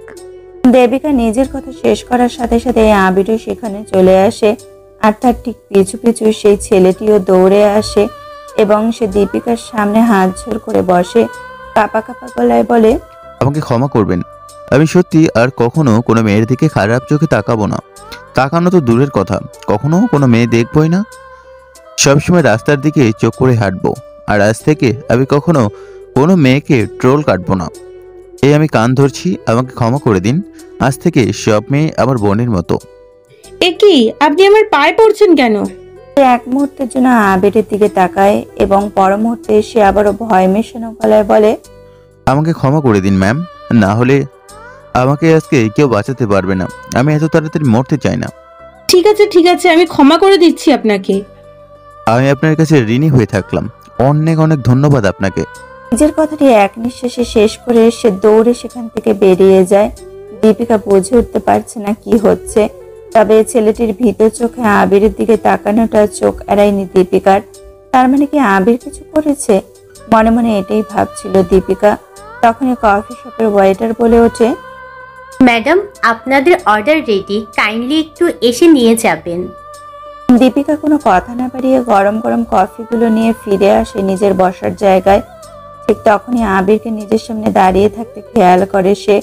আবির শান্ত গলায় বলে, দীপিকা ম্যাডাম, বলছিলাম যে এখানে না অনেক বেশি ঠান্ডা। আমি তাহলে গাড়িতে গিয়ে বসি, আপনারা খেয়ে চলে আসুন। ঠিক আছে, তবে যাওয়ার আগে এই কফিটা নিয়ে যাও, এটা তোমার জন্য। ধন্যবাদ দীপিকা ম্যাডাম।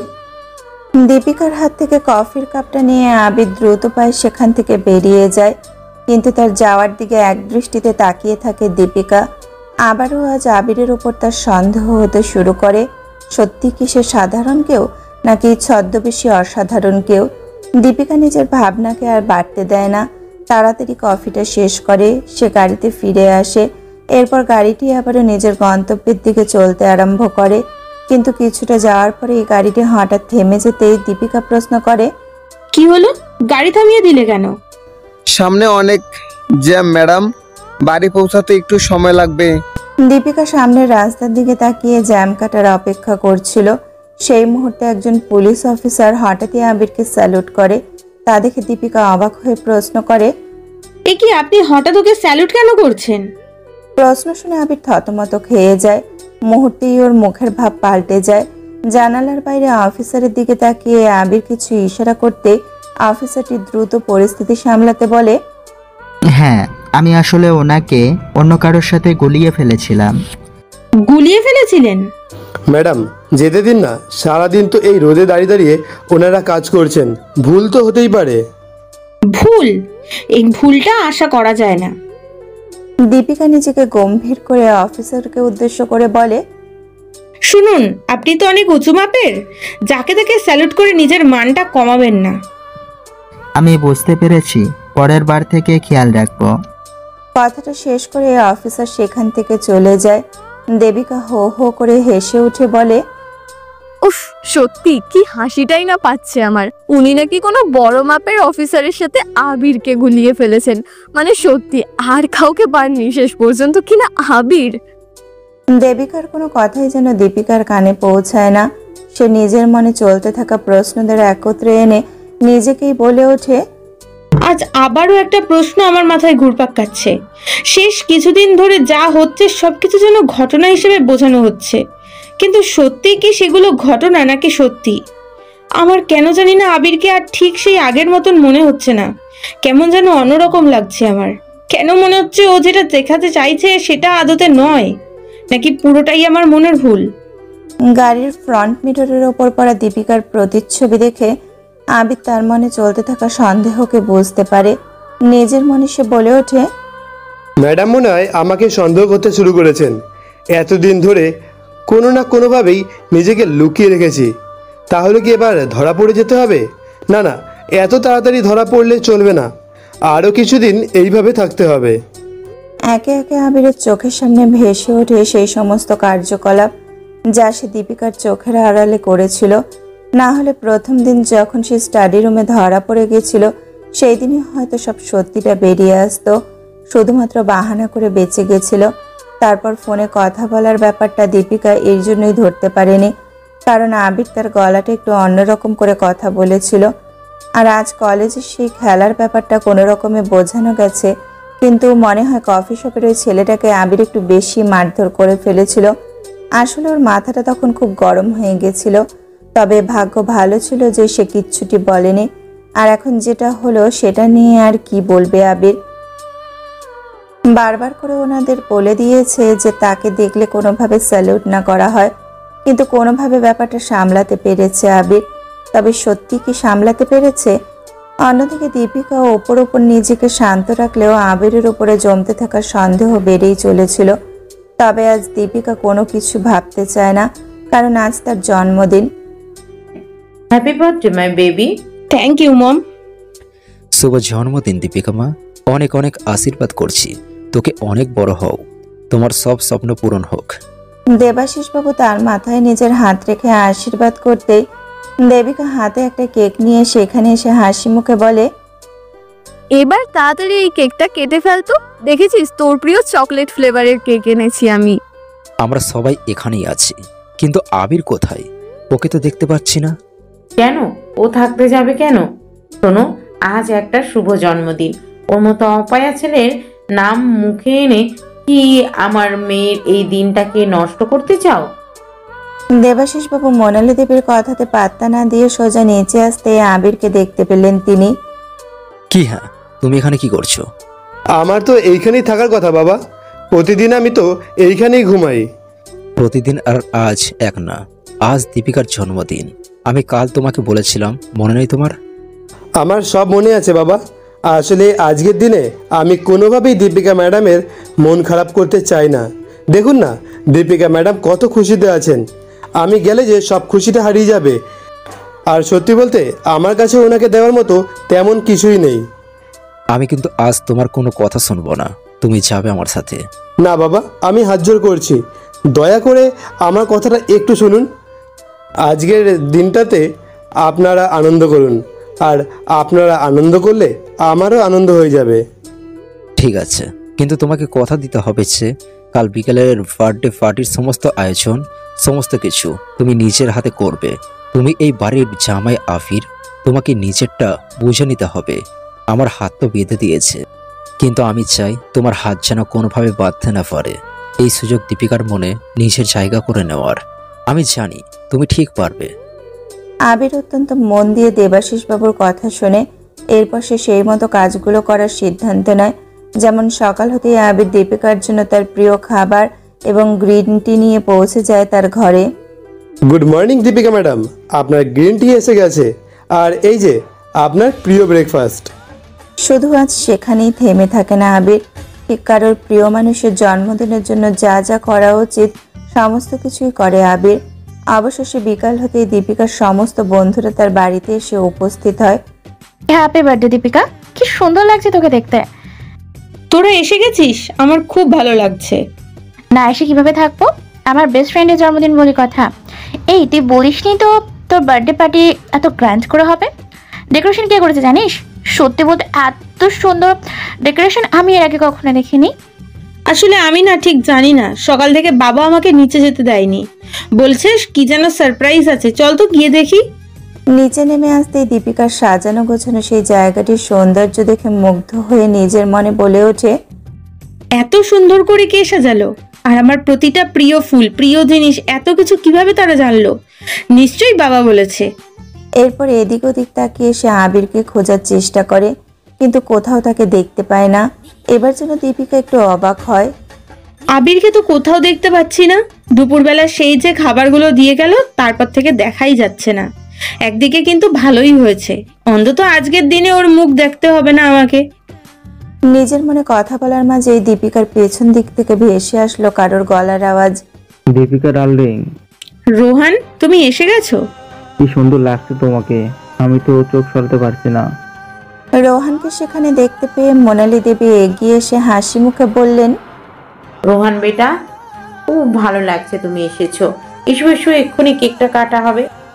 এরপর সবাই একসাথে দীপিকার জন্মদিনের আনন্দে মেতে ওঠে। কেক কাটা ও আড্ডার পর দীপিকার বান্ধবী রোশনি বলে, এবার দীপিকা এক এক করে আমাদের দেওয়া গিফটগুলো খুলবে। কি বলিস মুস্কান? একেবারেই, কিন্তু 1 মিনিট দাঁড়া রোশনি, একটা জিনিস তো এখনো বাকি রয়ে গেছে।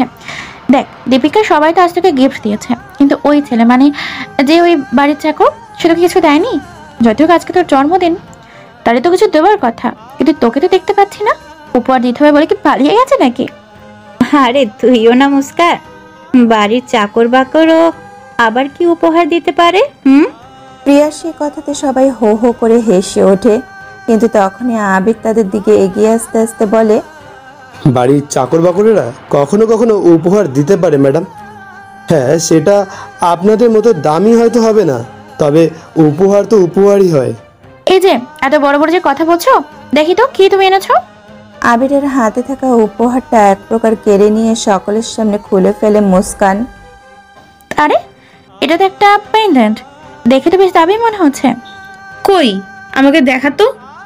মুস্কানের হাতে থাকা সেই পেন্ডেন্টটি নিজের হাতে নিয়ে ভালোভাবে সেটি খুঁটিয়ে দেখে বলে, এটা তো হুবহু মমের পেন্ডেন্টের মতন। তোমার কাছে এই পেন্ডেন্টটা কোথা থেকে এসেছে? আমি আপনার জন্য কিনেছি ম্যাডাম। অসম্ভব, এটা হতেই পারে না। তুমি জানো এই পেন্ডেন্টটা কত দামি? বলো কোথা থেকে পেয়েছো তুমি? আবির দীপিকার প্রশ্নের উত্তর দিতে পারার আগেই মনালী দেবীর চিৎকার শুনতে পেল সকলে।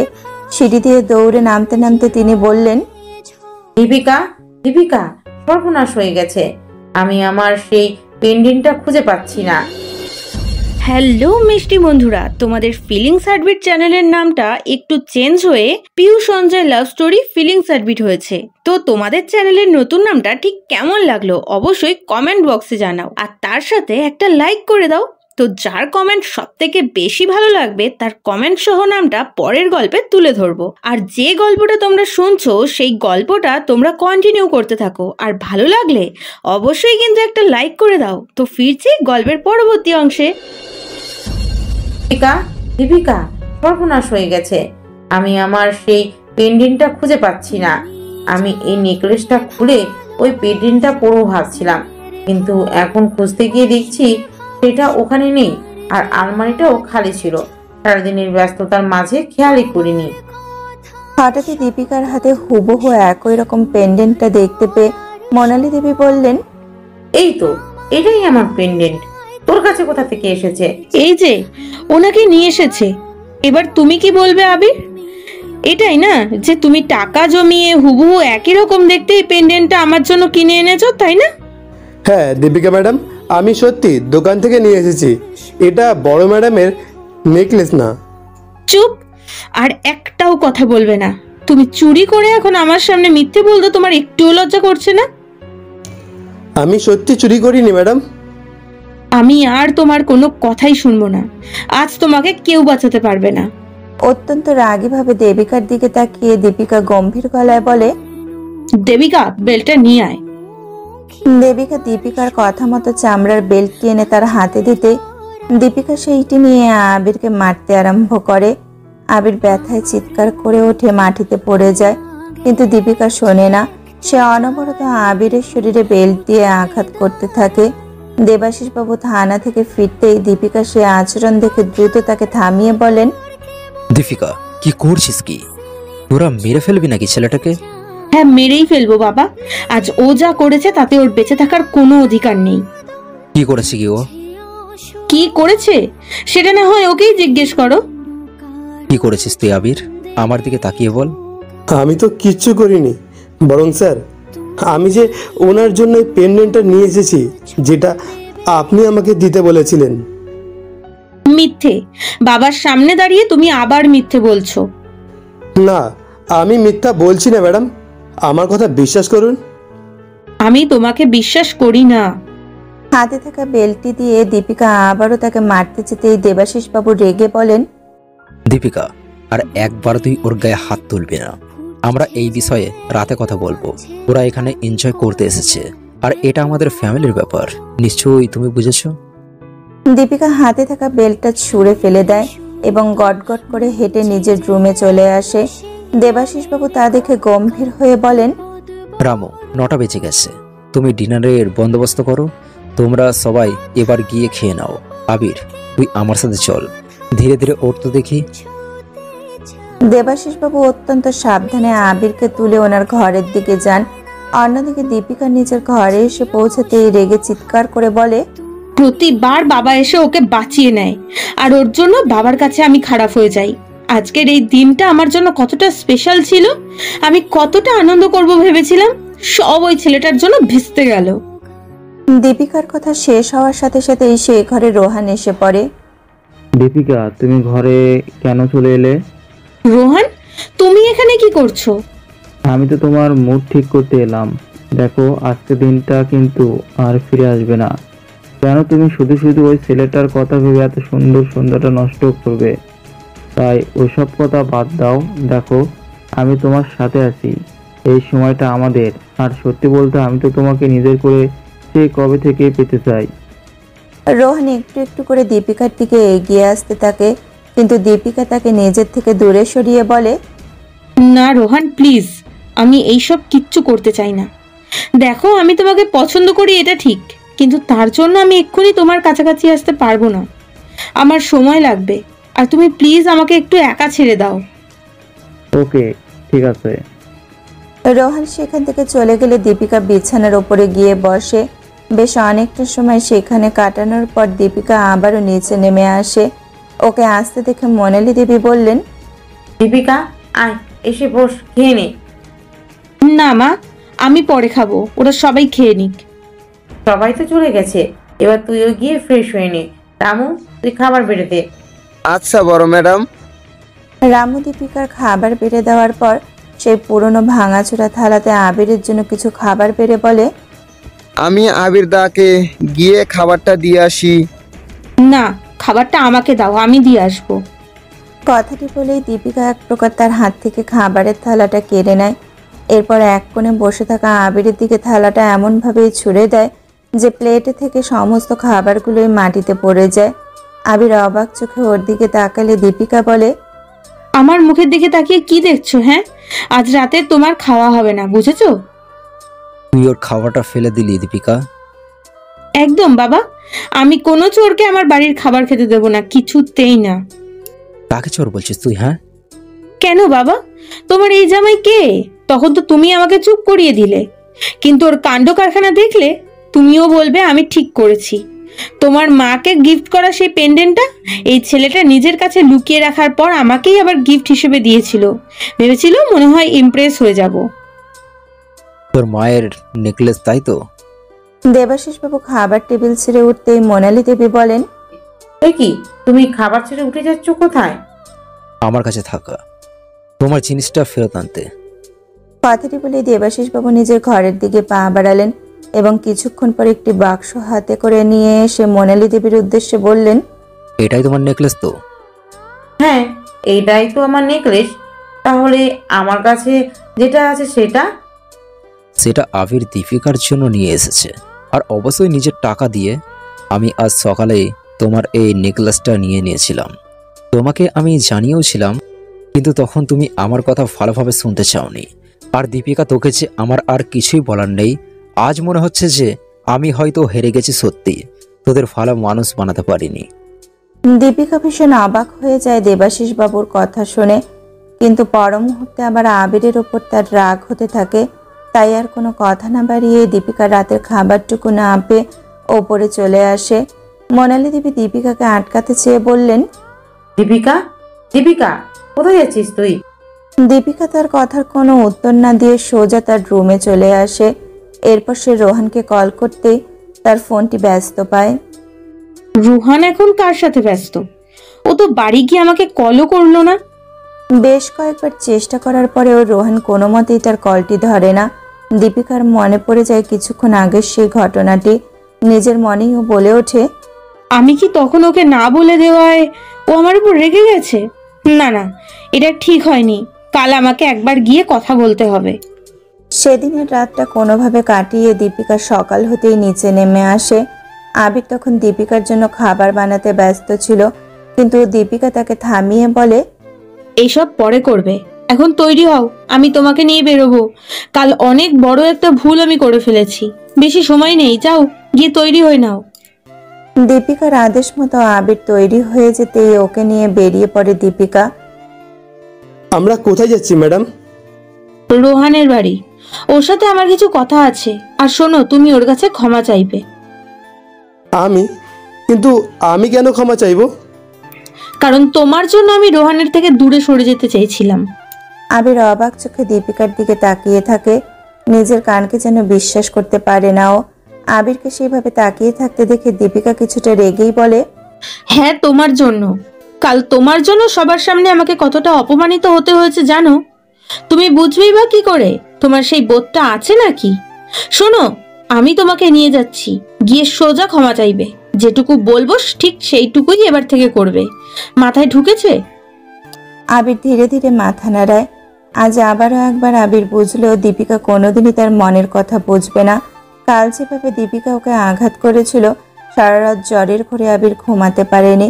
ভেবেছিল সকালবেলায় অন্তত একবার দীপিকা তার খোঁজ নেবে, কিন্তু আবারও আবিরের ভাবনা ভুল হয়ে গেল। হঠাৎ গাড়িটি একটি বাড়ির সামনে এসে থামলে দীপিকা বলে, এখানেই দাঁড়াও। দরজা খুলে ওরা সোজা এগিয়ে গেল বাড়িটির প্রধান দরজার দিকে।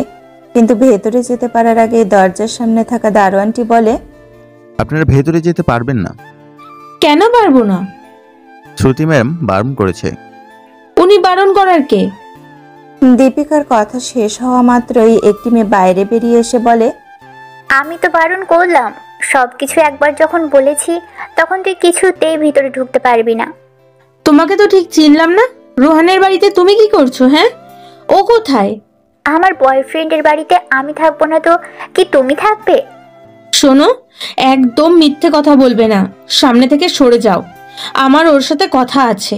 দীপিকা তার কথাকে পাত্তা না দিয়ে ভেতরে যাওয়ার জন্য তৈরি হতেই রোহান বলে ওঠে, দীপিকা ডার্লিং, কিন্তু ও একদম ঠিক কথা বলেছে। মানে এটা কি করে হতে পারে? তুমি না আমাকে ভালোবাসতে? দীপিকা সে কথার উত্তরে রোহান হো হো করে হাসতে থাকে। তা দেখে দীপিকা অবাক হয়ে বলে ওঠে, হাসছো কেন? হাসবো না তাহলে কি করব? তুমি যদি আমার সাথে রাজি হয়ে যেতে তাহলে এই দিনটা আসতো না দীপিকা। দীপিকা নিজেকে সামলাতে পারে না। রাগের মাথায় রোহানের কলার চেপে দীপিকা চিৎকার করে ওঠে, তোমাকে আমি ছাড়বো না। বলা ছাড়ো আমার। ওই যে ছেলেটাকে দেখছো, ওই তোমার জন্য পারফেক্ট, আমি না, বুঝেছো? রোহান এক ঝটকায় দীপিকার হাতটা সরিয়ে নেয়। দীপিকার চোখের কোণে জমাট বাঁধা জল গড়িয়ে পড়ে ওর গালবে। তা দেখে আবির নরম স্বরে বলে, কার জন্য কাঁদছেন দীপিকা ম্যাডাম? এর জন্য যে ভালোবাসার দাম, সম্পর্কের দাম টাকা দিয়ে মাপে? উনি আপনার যোগ্য না। এই কি বলতে চাইছিস তুই? হ্যাঁ, আমি কি বলতে চেয়েছি সেটা আপনি খুব ভালো করেই বুঝতে পারছেন। আমার সামনে দাঁড়িয়ে এত বড় কথা বলছিস তুই? এত সাহস তোর? এক চরে তোকে সোজা করে দেব। রোহান আবিরকে চর মারতে যেতেই আবির অত্যন্ত গম্ভীর হয়ে বলে ওঠে, সত্যি কথা বলার জন্য সাহসের দরকার হয় না, আর হাতটা নামিয়ে কথা বলুন। আবিরের সেই দৃষ্টি দেখে রোহান ভীষণ ভয় পেয়ে যায়। মাথা নিচু করে সে ঘরের ভেতর ঢুকে যেতেই আবির দীপিকার উদ্দেশ্যে বলে, বাড়ি চলুন দীপিকা ম্যাডাম। আবির আলতো করে দীপিকার হাতের ওপর হাত রাখতে যেতেই দীপিকা নিজের হাতটি সরিয়ে নিয়ে বলে, এই তুমি একদম আমাকে টাচ করবে না। আমি তো আপনাকে টাচ করতে চাইনি, শুধু এই সময় আপনার পাশে থাকতে চেয়েছি। আমি চাই না যে তুমি আমার কাছে আসো কিংবা আমার জীবনে থাকো। আমাকে কি একটু একা ছেড়ে দিতে পারো না? আপাতত একদমই পারবো না। আপনাকে সাবধানে বাড়ি পৌঁছে দেওয়ার দায়িত্ব আমার। আমি কথা দিচ্ছি, আপনার থেকে আমি দূরত্ব বজিয়ে রেখেই হাঁটবো। আবির নিজের কথা মতোই দীপিকার থেকে বেশ কিছুটা দূরত্ব বজায় রেখে হাঁটতে আরম্ভ করে। যদিও দীপিকাকে সেভাবে দেখে ভালো লাগছিল না তার, তবুও নিজেকে আটকে রাখে। কিন্তু তখনই হঠাৎ কিছু লোক চারিদিক থেকে তাদের ঘিরে ফেলে এবং তাদের মধ্যে থেকে দুইজন দীপিকার দুটো হাত শক্ত করে ধরে। এই তোমরা কারা? আর এ কি আমার হাত ধরছো কেন? কে এত বড় সাহস দিয়েছে তোমাদের? আমাদের সাহসটা অনেক বেশি হয়ে গেছে ম্যাম, আর এবার আমরা কি করতে পারি সেটা দেখাবো। আবির, আবির আমাকে বাঁচাও। আবির এতটাই অবাক হয়ে যায় যে সে কিছু করতেই ভুলে যায়। কিন্তু দীপিকাকে বিপদের মধ্যে দেখে সে তাকে বাঁচানোর জন্য এক পা এগোতেই গুন্ডাদের লিডার বলে ওঠে, কিন্তু তুই আমাদের সাথে লড়বি নাকি? না না, আমাকে ছেড়ে দিন, আমার লড়াই করতে অনেক ভয় লাগে। তাহলে যা, এখান থেকে পালিয়ে যা। আবির ভয় পেয়ে সেখান থেকে দৌড়ে চলে যায়। দীপিকাও নিজেকে ছাড়ানোর চেষ্টা করতেই গুন্ডাদের মধ্যে থেকে একজন বলে উঠল, তুমি যাচ্ছ কোথায় সোনামণি? তুমি তো আমাদের সাথে যাবে। ছেড়ে দাও আমাকে। কোথায় নিয়ে যাচ্ছ তোমরা? তোমাকে যেখানে তোমাকে নিয়ে যাওয়ার কথা। না, আমি কোথাও যাব না, তোমাদের সাথে আমি কোথাও যাব না। আমাকে আমার বাড়িতে যেতে দাও। বাড়ি? হ্যাঁ যাবে তো, আমাদের বাড়িতে যাবে। হঠাৎই পেছন থেকে কারোর গম্ভীর আওয়াজ ভেসে আসে। কেউ যখন কোনো কথা বলে তখন তার কথাটা শুনতে হয়। আর না শুনলে কি করবি তুই বল? তোমাদের আসল জায়গাটা দেখিয়ে দেবো, যেটা ঠিক আমার পায়ের নিচে। কথাটি বলতে বলতে ছেলেটি দীপিকার সামনে এসে দাঁড়ায়। দীপিকা অবাক চোখে তার দিকে তাকায়। কালো মাস্ক পরা ছেলেটির চোখ দুটো বেশ চেনা লাগে দীপিকার, কিন্তু মাস্কের আড়ালে থাকা মুখটা চিনতে পারে না। তাই সে জানতেও পারে না যে আড়ালে লুকিয়ে থাকা ছেলেটি আসলেই আবির। কিছুক্ষণ আগে যখন ভয় পাওয়ার নাটক করে সে পালিয়ে গিয়েছিল, তখন সে আসলে এই ছদ্মবেশ ধারণ করতে গিয়েছিল যাতে দীপিকা ওকে চিনতে না পারে। এরপর সে ফিরে আসতে গুন্ডাগুলো তাকে আক্রমণ করতে যায়, কিন্তু আবির খুব সহজেই তাদেরকে মেরে মাটিতে ফেলে দেয়। এরপর অত্যন্ত গম্ভীর হয়ে বলে, তোরা কি ভেবেছিলি একজন মেয়েকে একা পেয়ে যা ইচ্ছা তাই করবি? কিন্তু আমি থাকতে সেটা কিভাবে হবে? আজ তোদেরকে কেউ আমার হাত থেকে বাঁচাতে পারবে না। যে হাত দিয়ে তোরা ওনাকে ছুঁয়েছিস সেই হাত আমি আজকে ভেঙে দেব। যে মুখ দিয়ে ওনাকে তোরা নোংরা নোংরা কথা বলেছিস সেই মুখ থেকে জিভ টেনে ছিঁড়ে নেব, যাতে আজ থেকে তোরা কোনো কথাই বলতে না পারিস। না না, আপনি দয়া করে ছেড়ে দিন, ওদের যেতে দিন। না ম্যাডাম, আজকে ওদের বেঁচে যেতে দিলে ওরা অন্যদের বাঁচতে দেবে না। আমি এই দিকটা বুঝে নেব, আপনি ফিরে যান। দীপিকা সেখানে দাঁড়াতে চাইলেও ছেলেটির সেই গভীর চোখের দৃষ্টি এড়িয়ে যেতে পারল না। সে ফিরে আসতে থাকে নিজের গাড়ির দিকে। ধীরে ধীরে হাঁটতে হাঁটতে যখন দীপিকা গাড়ির সামনে এসে পৌঁছায়, তখন সে আবিরকে সেখানে লুকিয়ে বসে থাকতে দেখে। দীপিকা সেখান থেকে চলে যাওয়ার পর আবির সেই গুন্ডাগুলোকে পুলিশে ধরিয়ে দিতে আবারও গাড়ির সঙ্গে ফিরে এসে নিজের অভিনয় শুরু করে। কিন্তু দীপিকা সেটা বুঝতে না পেরে ওর উদ্দেশ্যে টোন কেটে বলে, ও তুমি এখানে লুকিয়ে আছো? হ্যাঁ দীপিকা ম্যাডাম, আপনি ঠিক আছেন তো? একদম আমাকে এসব ন্যাকামো দেখাতে আসবে না, বুঝেছো? তোমাকে আজ খুব ভালো করে চিনে গেছি। ওঠ ওঠ তুই। দীপিকা আবিরের হাত ধরে তাকে টেনে দাঁড় করায়। আবির খুব অবাক হয়ে প্রশ্ন করে, এ কি করছেন দীপিকা ম্যাডাম? কিছুই তো করিনি, কিন্তু এখন করব। সবাই আজ শুনবে যে তুই পুরুষ জাতির নামে কত বড় কলঙ্ক। সবাই জানবে যে তুই আসলে একটা কাপুরুষ। লজ্জা করে না তোর? হ্যাঁ, এখানে এসে লুকিয়ে আছিস, আবার নিজেকে আমার হাজবেন্ড বলিস? ছি, লজ্জা হওয়ার দরকার তোর। তোর মতন হাজবেন্ড থাকার চেয়ে না থাকা ভালো, বুঝেছিস? আমার জীবনে তুই শুধু একটা বোঝা, সেই বোঝা আমাকে বয়ে চলতে হচ্ছে। আমি ঠাকুরের কাছে প্রার্থনা করছি একবার শুধু আমাদের ডিভোর্স হয়ে যাক, তারপর যেন তোর এই অপয়া মুখটা কোনোদিনও আমাকে আর দেখতে না হয়। দীপিকা ম্যাডাম, আমি তখন ভয় পেয়ে গেছিলাম, তাই আমি পালিয়ে এসেছিলাম। আচ্ছা, ভয় পেয়ে গেছিলি তুই, তাই না? তাহলে যেদিন আমার বাবা তোকে বললো আমার স্মৃতিতে সিঁদুর পরিয়ে দিতে, সেদিন কেন ভয় পেলি না? সেদিন কেন বিয়ের মণ্ডপ ছেড়ে পালিয়ে গেলি না আমাকে বল? খুব লোভ ছিল না আমাকে বিয়ে করার? কি জানিস তো, তোর মতন একটা অপদার্থের সাথে কোনো কথা বলাই মানে বেকার। নিজের কথা শেষ করে দীপিকা সামনের দিকে এগিয়ে যেতে শুরু করে। আবির তা দেখে কিছুটা ভয় পেয়েই বলে, দীপিকা ম্যাডাম, আমাকে ফেলে কোথায় যাচ্ছেন? ফেলে তো যাচ্ছি না, যেটা তোমার আসল জায়গা সেখানেই রেখে যাচ্ছি আজ। আর আজ থেকে তুমি এই রাস্তায় থাকবে। দীপিকা ম্যাডাম, আমাকে এখানে ছেড়ে যাবেন না। দীপিকা ম্যাডাম, ম্যাডাম দাঁড়ান। দীপিকা আবিরের কোনো কথা শোনে না। গাড়িতে উঠে বসে সে সোজা নিজের বাড়ির উদ্দেশ্যে রওনা হয়।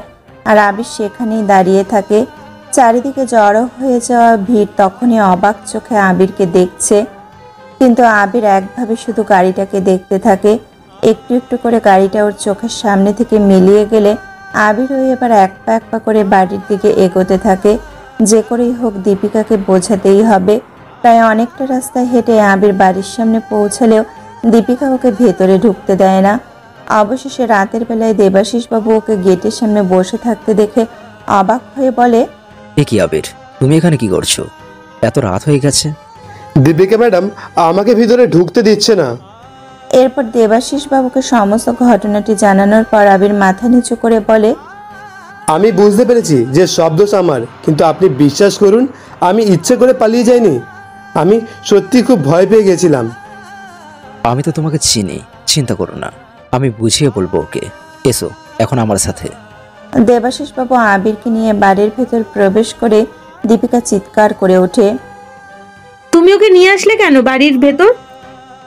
কারণ এটা ওর বাড়ি। আমি জানি তুই ওর উপর রেগে আছিস, কিন্তু মনে রাখিস এই সব কিছুর পিছনে তোরাই দায়ী। আমরা দায়ী মানে? তুমি কি বলতে চাইছো বাবা? এটাই যে তোরা ওর উপর যে পরিমাণ অত্যাচার করেছিস, তাতে কি ওর বাইকের কাউকে ভয় পাওয়া স্বাভাবিক নয়? আর তারা তো অস্ত্রই নিয়ে এসেছিল, ও কি একা হাতে লড়তে পারতো বল আমাকে? তাই ওকে দোষ দিয়ে লাভ নেই। আর ও পালিয়ে যায়নি, আমাদের কল করেছিল তোকে বাঁচানোর জন্য। আমি জানি না ওর উপর তোর বিশ্বাস আছে কিনা, কিন্তু আমার আছে। যাও আবির, গিয়ে হাত পা ধুয়ে নাও, অনেকটা রাত হয়ে গেছে। আর এখন এই ব্যাপারে আর কোনো কথা নয়। সেই দিন আর কেউ কথা না বাড়িয়ে রাতের খাবার শেষ করে শুয়ে পড়ে। সকাল হতে আবির গরম গরম চা বানিয়ে এনে তা দেবাশিস বাবুর হাতে দিয়ে বলে, বাবা এই নিন, এই আপনার চা। বলছি আবির, আজ ভাবছি আমি তোমাকে সাথে নিয়ে একটু মিস্টার ব্যানার্জির বাড়ি থেকে ঘুরে আসবো। শুনেছি ওনারা সামনের পাড়াতে এসেছেন। মিস্টার ব্যানার্জির বাড়ি? উনি কি আপনার বিশেষ কেউ হন? হ্যাঁ, আমি যখন নতুন নতুন পুলিশে জয়েন করেছিলাম তখন এমন অনেক দিন গেছে যেদিন আমি বাড়ি ফিরতে পারিনি। আর সেই সময়ে উনি আমাকে নিজের বাড়িতে থাকতে দিয়েছেন। এমন নয় যে আমি পুলিশ কোয়ার্টারে থাকতে পারতাম না, কিন্তু ওনারা আমার নিজের পরিবার হয়ে গিয়েছিলেন। তাই কাল যখন জানতে পেরেছি তখন ভাবলাম একবার দেখা করে আসি। যাবে আমার সাথে? অবশ্যই যাব বাবা, আমি তৈরি হয়ে আসছি। দীপিকা জানতো না যে আবির দেবাশিস বাবুর সাথে বাইরে কোথাও যাচ্ছে। তাই আবিরকে তৈরি হয়ে রুম থেকে বেরোতে দেখে দীপিকা প্রশ্ন করে, তুমি এখন হঠাৎ রেডি হয়েছো? আমি তো তোমাকে আজ কোথাও নিয়ে যাব না বলেছি। তাহলে? আসলে আমি বাবার সাথে একটু বেরোবো। কি? একদম না। শোনো, আমি তোমাকে বাবার সাথে কোথাও যেতে দেব না। তোমার মতন একটা কাপুরুষের কোনো অধিকার নেই আর কোথাও যাওয়ার। বাড়ির এক কোনায় পড়ে থাকবে তুমি, ওটাই তোমার জায়গা। আবিরের আসতে দেরি হচ্ছে দেখে দেবাশিস বাবু প্রশ্ন করেন, কি হলো, এত দেরি কেন হচ্ছে? তার কথাটি শেষ হওয়ার সাথে আবিরের সাথে দীপিকাও সেখানে পৌঁছায়। তাকে সেখানে দেখে দেবাশিস বাবু বলেন, এ কি দীপিকা, তুই এখানে? ওকে কোথায় নিয়ে যাচ্ছ বাবা? কাল তোমার এই জামাই কি করেছে শোনোনি? বাবা, তোমাকে আমি আগেও বলেছি, আবারও এখনো বলছি, বডিগার্ড ছাড়া ওর ভরসায় কোথাও যাবে না তুমি। তুই এত চিন্তা করিস না, আমার কিচ্ছু হবে না। এমনিতেও সারাদিন ওই বডিগার্ডগুলোর মাঝে থাকার জন্য নিজের মতো করে চলতে পারি না। আর এটুকুই তো যাবো, তেমন কিছুই হবে না। আবির আয়। দেবাশিস বাবু আবিরকে নিয়ে বেরিয়ে পড়েন। কিছু দূর যেতেই হঠাৎ কিছু লোক তাদের ঘিরে ধরে। তা দেখে তিনি অবাক হয়ে প্রশ্ন করেন, একে তোমরা কারা? এভাবে আমাদের রাস্তা আটকানোর সাহস কোথা থেকে ফেলে? আবির তাদের সেখানে দেখেই ওর মুখ ভীষণ গম্ভীর হয়ে যায়। ধীর গলায় নিজেকেই নিজে বলে ওঠে, আরে এটা তো সেই লোকগুলো যাদেরকে আমি পুলিশে ধরিয়ে দিয়ে এসেছিলাম। এরই মধ্যে ছাড়া কিভাবে পেয়ে গেল? না, মনে হচ্ছে কিছু না কিছু একটা গন্ডগোল আছে। এ কি, তোমরা থানার বাইরে কি করে বেরিয়ে এলে? দেবাশিস বাবুর সেই প্রশ্নের উত্তরে গুন্ডাগুলোর বসে এসে বলে ওঠে, তোরা বাপ মেয়ে বড্ড বেশি কথা বলিস, যেটা আমাদের পছন্দই না। মুখ সামলে কথা বলো, তোমাদের আস্পর্ধা দেখে আমি অবাক হচ্ছি। আরও অনেক কিছু এবার দেখবেন। সেদিন তোর মেয়েকে তুলে নিয়ে যেতে পারিনি শুধু ওই ছেলেটার জন্য। সেদিন ও তো তোর মেয়েকে বাঁচিয়ে নিয়েছিল, কিন্তু আজ আমাদের হাত থেকে তোকে কেউ বাঁচাতে পারবে না। এই যে ছেলে, আগের দিনের মতো এখন থেকে সরে পড়ো তো দেখি বাবু। তুমি চিন্তা করো না আবির, কিচ্ছু হবে না তোমার। আমি মানছি আমার বয়স হয়ে গেছে, কিন্তু একদিন এদের মতোই ক্রিমিনালদের আমি একাই শায়েস্তা করেছি। দেবাশিসবাবু গুন্ডাগুলোর সাথে লড়তে আরম্ভ করেন, কিন্তু এতজনের সাথে তিনি একা পেরে উঠছিলেন না। তারা দেবাশিসবাবুকে এলোপাথারিভাবে মারতে আরম্ভ করে, কিন্তু দেবাশিসবাবু যতটা সম্ভব নিজেকে বাঁচানোর চেষ্টা করে। তা দেখে অপর একটি গুন্ডা বলে, কি হলো, সব দম কি ফুরিয়ে গেছে নাকি? এই যে বললেন আমাদের মতো ক্রিমিনালদের শায়েস্তা করেছেন, সত্যি মনে হয় বয়স হয়ে গেছে আপনার। বয়স হয়ে গেলেও আমার সাহস কিন্তু একই আছে। না, এবার সেই সাহস থাকবে না, সেই ক্ষমতা। এই তোরা বুড়োটাকে বুঝিয়ে দে তো আমরা আসলে কি। আবার শুরু হয়ে যায় লড়াই। এবার আবিরও বুঝতে পারে দেবাশিসবাবু কোনো মতেই আর বেশিক্ষণ লড়তে পারবেন না। না না, ব্যাপারটা হাতের বাইরে বেরিয়ে যাচ্ছে। এমন করলে তো বাবার আঘাত লেগে যাবে। ঠিক তখনই ওর কথাকে সত্যি করে দেবাশিসবাবু মাটিতে পড়ে যান এবং ওনার কপাল কেটে যায়। আবির ছুটে ওনার কাছে গিয়ে ওনাকে শক্ত করে ধরে বলে, বাবা তুমি ঠিক আছো তো? সত্যি আমার বয়স হয়ে গেছে। ভেবেছিলাম যে আমি ওদের সাথে পেরে উঠবো, কিন্তু পারলাম না, হেরে গেলাম মনে হচ্ছে। আমি থাকতে তুমি কোনোদিনও হারবে না বাবা, আমি তোমাকে হারতে দেব না। আবির ওনাকে সাবধানে বসিয়ে রেখে অত্যন্ত গম্ভীরভাবে সেই গুন্ডাগুলোর দিকে তাকায়, যেন এখনই তাদের শেষ করে দেবে।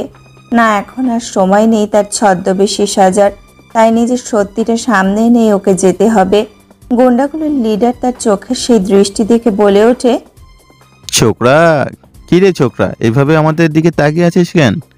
কি কথা বলছি, কথাটা কি কানে যাচ্ছে না? আবির তাদের কোনো কথাকে পাত্তা না দিয়ে তাদের সাথে লড়াই শুরু করে দেয়। তোর এত বড় সাহস, তুই আমাদের ছেলের গায়ে হাত তুললি? এখন তো শুধু হাতটা তুলেছি, এরপরে দরকার হলে পাটাও তুলে দেব। আবির কয়েক মিনিটের মধ্যে সকলকে মেরে মাটিতে ফেলে দেয়। তারা যন্ত্রণায় চিৎকার করলেও আবিরের যেন কিছুই আসে যায় না। অন্যদিকে দেবাশিসবাবু অবাক চোখে তাকিয়ে থাকে তার দিকে। মনে মনে তিনি বলেন, এ কি, এ আমি কি দেখছি? এমন লড়ার ধরন এ তো সামান্য কেউ হতে পারে না। আমি এত বছর ধরে পুলিশে আছি, আমি জানি কেউ কতটা স্ট্রং হলে এতগুলো মানুষকে একা এভাবে সাহায্য করতে পারে। দেবাশিসবাবু ধীরে ধীরে উঠে দাঁড়িয়ে আবিরের দিকে এগিয়ে গিয়ে প্রশ্ন করেন, কে তুমি? কি তোমার পরিচয়? আমি আবির বাবা।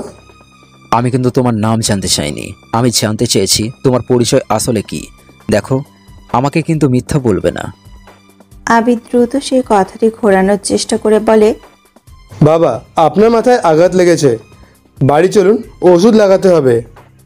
না, আগে তুমি আমার কথার উত্তর দাও। এরকম লড়াই করার ধরন তুমি কোথা থেকে শিখেছো? যতক্ষণ না তুমি আমার প্রশ্নের কোনো জবাব দেবে ততক্ষণ আমি কোথাও যাব না। বলো, এখনো কি চুপ করে থাকবে তুমি? আমি আপনাকে এখন সত্যটা জানাতে পারবো না বাবা, কারণ আমি সব সময় ঠিক সময়ের অপেক্ষা করি। তবে খুব তাড়াতাড়ি আপনি নিশ্চয়ই জানতে পারবেন যে আমি আসলে কে। আমি আপনাকে কথা দিচ্ছি, একবার আমি আমার আসল কাজটা শেষ করে ফেলি, তারপরে নিশ্চয়ই আপনি সব কিছুই জানতে পারবেন। আমাকে বিশ্বাস করেন তো বাবা? অবশ্যই করি। তাহলে আমার কথা শুনুন, ফিরে চলুন, আর প্লিজ কাউকে এক্ষুনি কিছু জানাবেন না। দেবাশিসবাবু ধীরে ধীরে ওনাদের বাড়ি এসে পৌঁছাতেই দীপিকা ওনার সেই অবস্থা থেকে কিছুটা ভয় পেয়ে বলে, বাবা এ কি, তোমার কপাল ফাটলো কি করে? তার মানে আমি যেটা ভাবছিলাম তেমনই কিছু হয়েছে। দেবাশিসবাবু হেসে উঠলেন। কোনোভাবেই তিনি দীপিকাকে সত্যিটা জানতে দেবেন না, তাই মনে মনে একটু বাহানা বানিয়ে বললেন, তোকে আর কি বলি, এই গাড়িতে চড়তে চড়তে আমার হাঁটার অভ্যাসটাও চলে গেছে, তাই কিছুটা যেতেই আমার মাথাটা ঘুরে গিয়েছিল। ভাগ্যিস আবির ছিল, তাই বেশি আঘাত লাগেনি, আর কপালে একটু কেটে গেছে, এক্ষুনি ঠিক হয়ে যাবে। হ্যাঁ দীপিকা ম্যাডাম, আমি এক্ষুনি ওষুধ লাগিয়ে দিচ্ছি, আপনি একদম চিন্তা করবেন না। দীপিকা কোনোভাবেই তার কথা বিশ্বাস করতে না পারলেও নিজের উপর সেই ভাবনাকে চাপতে দেয় না। কোথাও গিয়ে তার বারবার মনে হয় যেন তার কাছ থেকে কিছু লুকাচ্ছে, কিন্তু দীপিকা আপাতত চুপ থেকে সমস্ত কিছুর বোঝার চেষ্টা করে। সেই দিন বিকেলে দীপিকা আবার তার বন্ধুদের সাথে কফি শপে সময় কাটাতে যায়। আবিরকেও তার সাথে নিয়ে যায়। মুস্কান আবিরকে ওর সাথে আসতে দেখে বলে, এই যে তুই বললি আবির আর কখনো কোথাও নিয়ে যাবি না, তাহলে আজ আবার ওকে নিয়ে আসলি হঠাৎ? আমি কি নিয়ে আসতে চেয়েছি নাকি? ড্যাডি জোর করে আমার সাথে পাঠিয়ে দিয়েছে। শোন, তোরা ওর কথা বাদ দে, চল আমরা একটু এনজয় করি। এমনিতেও জীবনে যা চলছে, মাইন্ড রিফ্রেশমেন্টের খুব দরকার। শুনেছি এখানে নাকি খুব ভালো খাবার পাওয়া যায়, কি বলিস তোরা? দীপিকার কথাতে সকলে একসাথে সম্মতি জানায়। এরপর সে কফি শপের ভেতরে ঢুকতেই দীপিকা আবিরকে উদ্দেশ্য করে বলে, এই যে শোনো, তুমি ওই যে ওই কোণার দিকে চেয়ারটা দেখতে পাচ্ছ, ওই চেয়ারটায় গিয়ে বসবে, বুঝেছো? আবির হ্যাঁ সূচক মাথা নেড়ে কোনায় থাকা চেয়ারটাতে গিয়ে বসে। তা দেখে প্রিয়া বলে ওঠে, কিরে, ওকে ওখানে কেন পাঠিয়ে দিলি? যাতে কেউ না বোঝেও আমাদের সাথে এসেছে। দেখ, আমাদের তো একটা স্ট্যাটাস আছে, তাই না? যার তার সাথে মিশে তো আমরা তো আর আমাদের স্ট্যাটাস ডাউন করতে পারি না। আচ্ছা তোরা কি খাবি বল, আমি অর্ডার দিচ্ছি। এই দীপিকা, ওদিকে দেখ, ওরা ওর সাথে ফটো তুলছে। দাঁড়া তো, আমি গিয়ে দেখছি ব্যাপারটা। না না প্রিয়া, তোরা এখানেই বস, আমি তো তোদের এখানে নিয়ে এসেছি, তোরা কেন নিজের টাইম ওয়েস্ট করবি? আমি গিয়ে দেখছি ব্যাপারটা আসলে কি। দীপিকা সেই কাণ্ড কারখানা দেখে বেশ অবাক হয়ে যায়।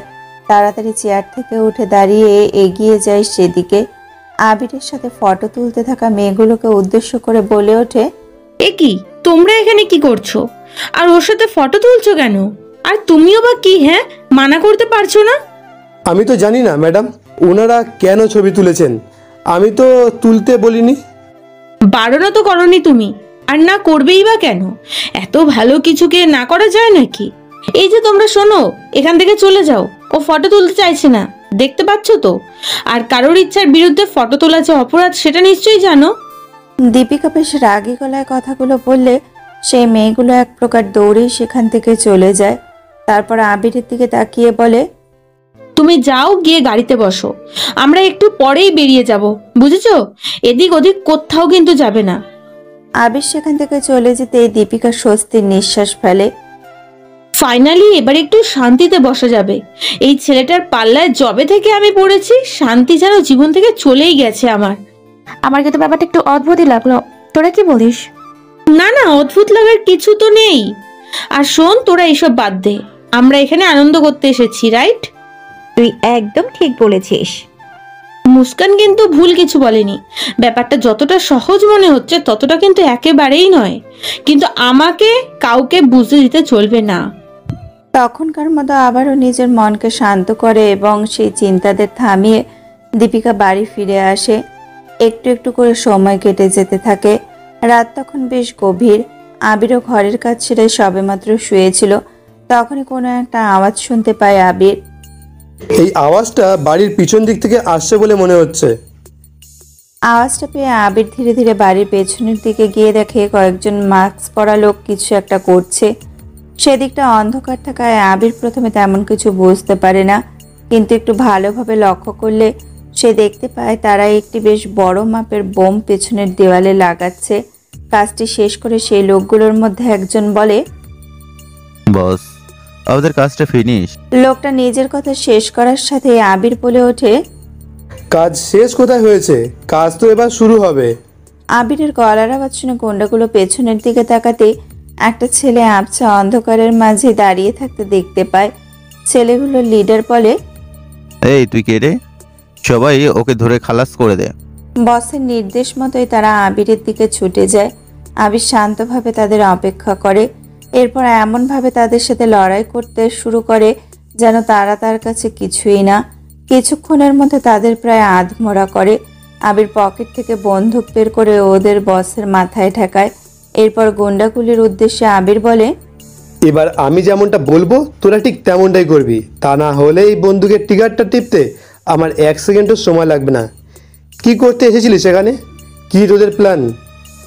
আমরা এখানে বর্ম লাগাতে এসেছি, ভেবেছিলাম পুরো ফ্যামিলিকে একসাথে খতম করে দেব, কিন্তু তোর জন্য আমাদের সব প্ল্যান ভেস্তে গেল। আবির ভালোভাবে বোমটিকে দেখে আর গুন্ডাগুলোকে সেটি বন্ধ করার নির্দেশ দেয়। সেই মুহূর্তে গুন্ডাগুলো আবিরের কথা শুনতে বাধ্য হয়। তারা আবিরের কথা মতো বোমটিকে বন্ধ করে দেয়। এরপর তারা আবিরের নির্দেশ মতো তার সাথে একটা ঘরে এসে পৌঁছায়। আবির তখন তাদের বসকে ধরে এমনভাবে শক্ত করে রেখেছিল যে সেই লোকটা নড়তেই পারছিল না। যাতে কেউ জেগে না যায় তাই আবির গলার স্বর নিচু করে বলে, এবার তোরা একে অন্যের হাত আর মুখ বাঁধবি। কেন, আমরা এখানে কিছুই করব না? ঠিক আছে, তাহলে নিজের বসকে টাটা বাই বাই বলে দে। গোন্ডাগুলো আবিরের সে হুমকিতে ভয় পেয়ে গেলে আবির মুচকি হেসে বলে, নে এবার চটপট কাজটা করে ফেল, আমাকে যেন দ্বিতীয়বার বলতে না হয়, তাহলে আমার চেয়ে খারাপ কিন্তু কেউ হবে না। আবিরের কথা মতো তারা একে অপরকে বেঁধে ফেলে, তাও তারা যাতে কোনো রকমের চালাকি না করতে পারে, তাই ওদের বসকে বেঁধে বাকি গুন্ডাগুলোর হাতে বাঁধা দড়িটা খুব ভালোভাবে দেখে আবির। এরপর প্রত্যেকের চোখগুলো কালো কাপড় দিয়ে বেঁধে এবং তাদের মুখে সেলোটেপ আটকিয়ে আবির ঘরের বাইরে বেরিয়ে এসে দরজায় তালা লাগিয়ে দেয়। সকালবেলায় দেবাশিস বাবুর ঘুম ভাঙে পুলিশ জিপের আওয়াজে। সকাল সকাল নিজের বাড়িতে পুলিশকে আসতে দেখে তিনি অবাক হয়ে যান। এ কি, তোমরা আমার বাড়িতে? স্যার, আপনাদের বাড়িতে কিছু সন্ত্রাসবাদী রয়েছে, আমাদের কাছে খবর এসেছে। কি বলছো কি? তোমরা এমনটা কি করে হতে পারে? স্যার, আপনি কিছু মনে না করলে আমরা একবার আপনার বাড়ির পিছন দিকের ঘরগুলো দেখতে পারি? পুলিশ অফিসারটি নিজের কথা শেষ করার সাথেই দীপিকা দৌড়ে ওপর থেকে নেমে এসে বলল, বাবা আবির কোথায়? আমাদের গ্রিন টি এখনো দেয়নি। এ কি, আমাদের বাড়িতে উনি এখন কেন এসেছেন? আমরা খবর পেয়েছিলাম যে কিছু লোক আপনাদের বাড়িতে বম লাগানোর চেষ্টা করেছিল, আর তাদেরই কোনো একটা ঘরে আটকে রাখা হয়েছে। দেবাশিস বাবু এবং দীপিকা ভীষণ অবাক হয়ে যায় অফিসারের সেই কথাগুলো শুনে। তাড়াতাড়ি দৌড়ে এসে তারা পেছনের দিকের ঘরের দরজা খুলতেই দেখতে পায় ভেতরে হাত পা মুখ বাঁধা অবস্থায় পড়ে আছে কিছু লোক।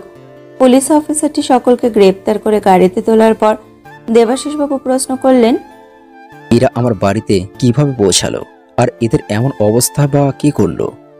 সেটাই তো আমি জানি না, শুধু একটা অচেনা নম্বর থেকে কল এসেছিল, নাম কোথা থেকে বলছে সেসব আমাদের কিছুই বলেনি, তাই আমরা ভুয়ো ভেবে পাত্তা দেইনি।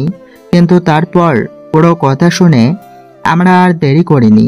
আচ্ছা স্যার, আমরা আসছি তাহলে।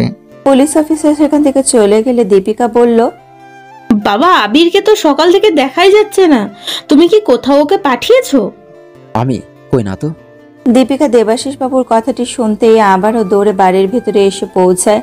এরপর আবিরকে সব জায়গায় খুঁজতে আরম্ভ করে ও, কিন্তু সে কোথাও আবিরকে খুঁজে পায় না। দেবাশিস বাবু বাইরের সব জায়গায় খুঁজলেন, কিন্তু আবিরের কোনো অস্তিত্ব খুঁজে পেলেন না তিনি। দীপিকা বলে উঠল, আবির কোথাও নেই, তার মানে এই নয় তো বাবা যে এই সবকিছুই ওর কাজ? নিশ্চয়ই এই লোকগুলো ওর জানাশোনা কেউ হবে, না হলে আমাদের বাড়িতে কেউ বোম লাগাতে কেন আসবে? নিশ্চয়ই আবির ধরা পড়তে চায়নি বলে পালিয়ে গেছে। তাহলে ওই লোকগুলোর ওরকম অবস্থা কি করলো? আবির কি? আমার তো মনে হয় ওই লোকগুলোর এই অবস্থা যে করেছে সেই হয়তো আবিরকে ধরতে চেয়েছিল, তাই সে পালিয়ে গেছে। দেবাশিস বাবু দীপিকার কথা বিশ্বাস করতে পারেন না। তার মন বলতে থাকে ওনাদের আবিরই বাঁচিয়েছেন। ধীরে ধীরে বেশ কিছুদিন কেটে যায়। প্রতিদিনের মতো দেবাশিস বাবু আজকে খবরের কাগজ পড়তে পড়তে হঠাৎই একজন আর্মি মেজরের ছবি দেখতে পান। ছবিটি দেখে তিনি খুবই অবাক হন, কারণ সেই ছবিটি ছিল আবিরের, এবং আরো আশ্চর্য হন ছবিটির নিচে লেখা নামটি দেখে।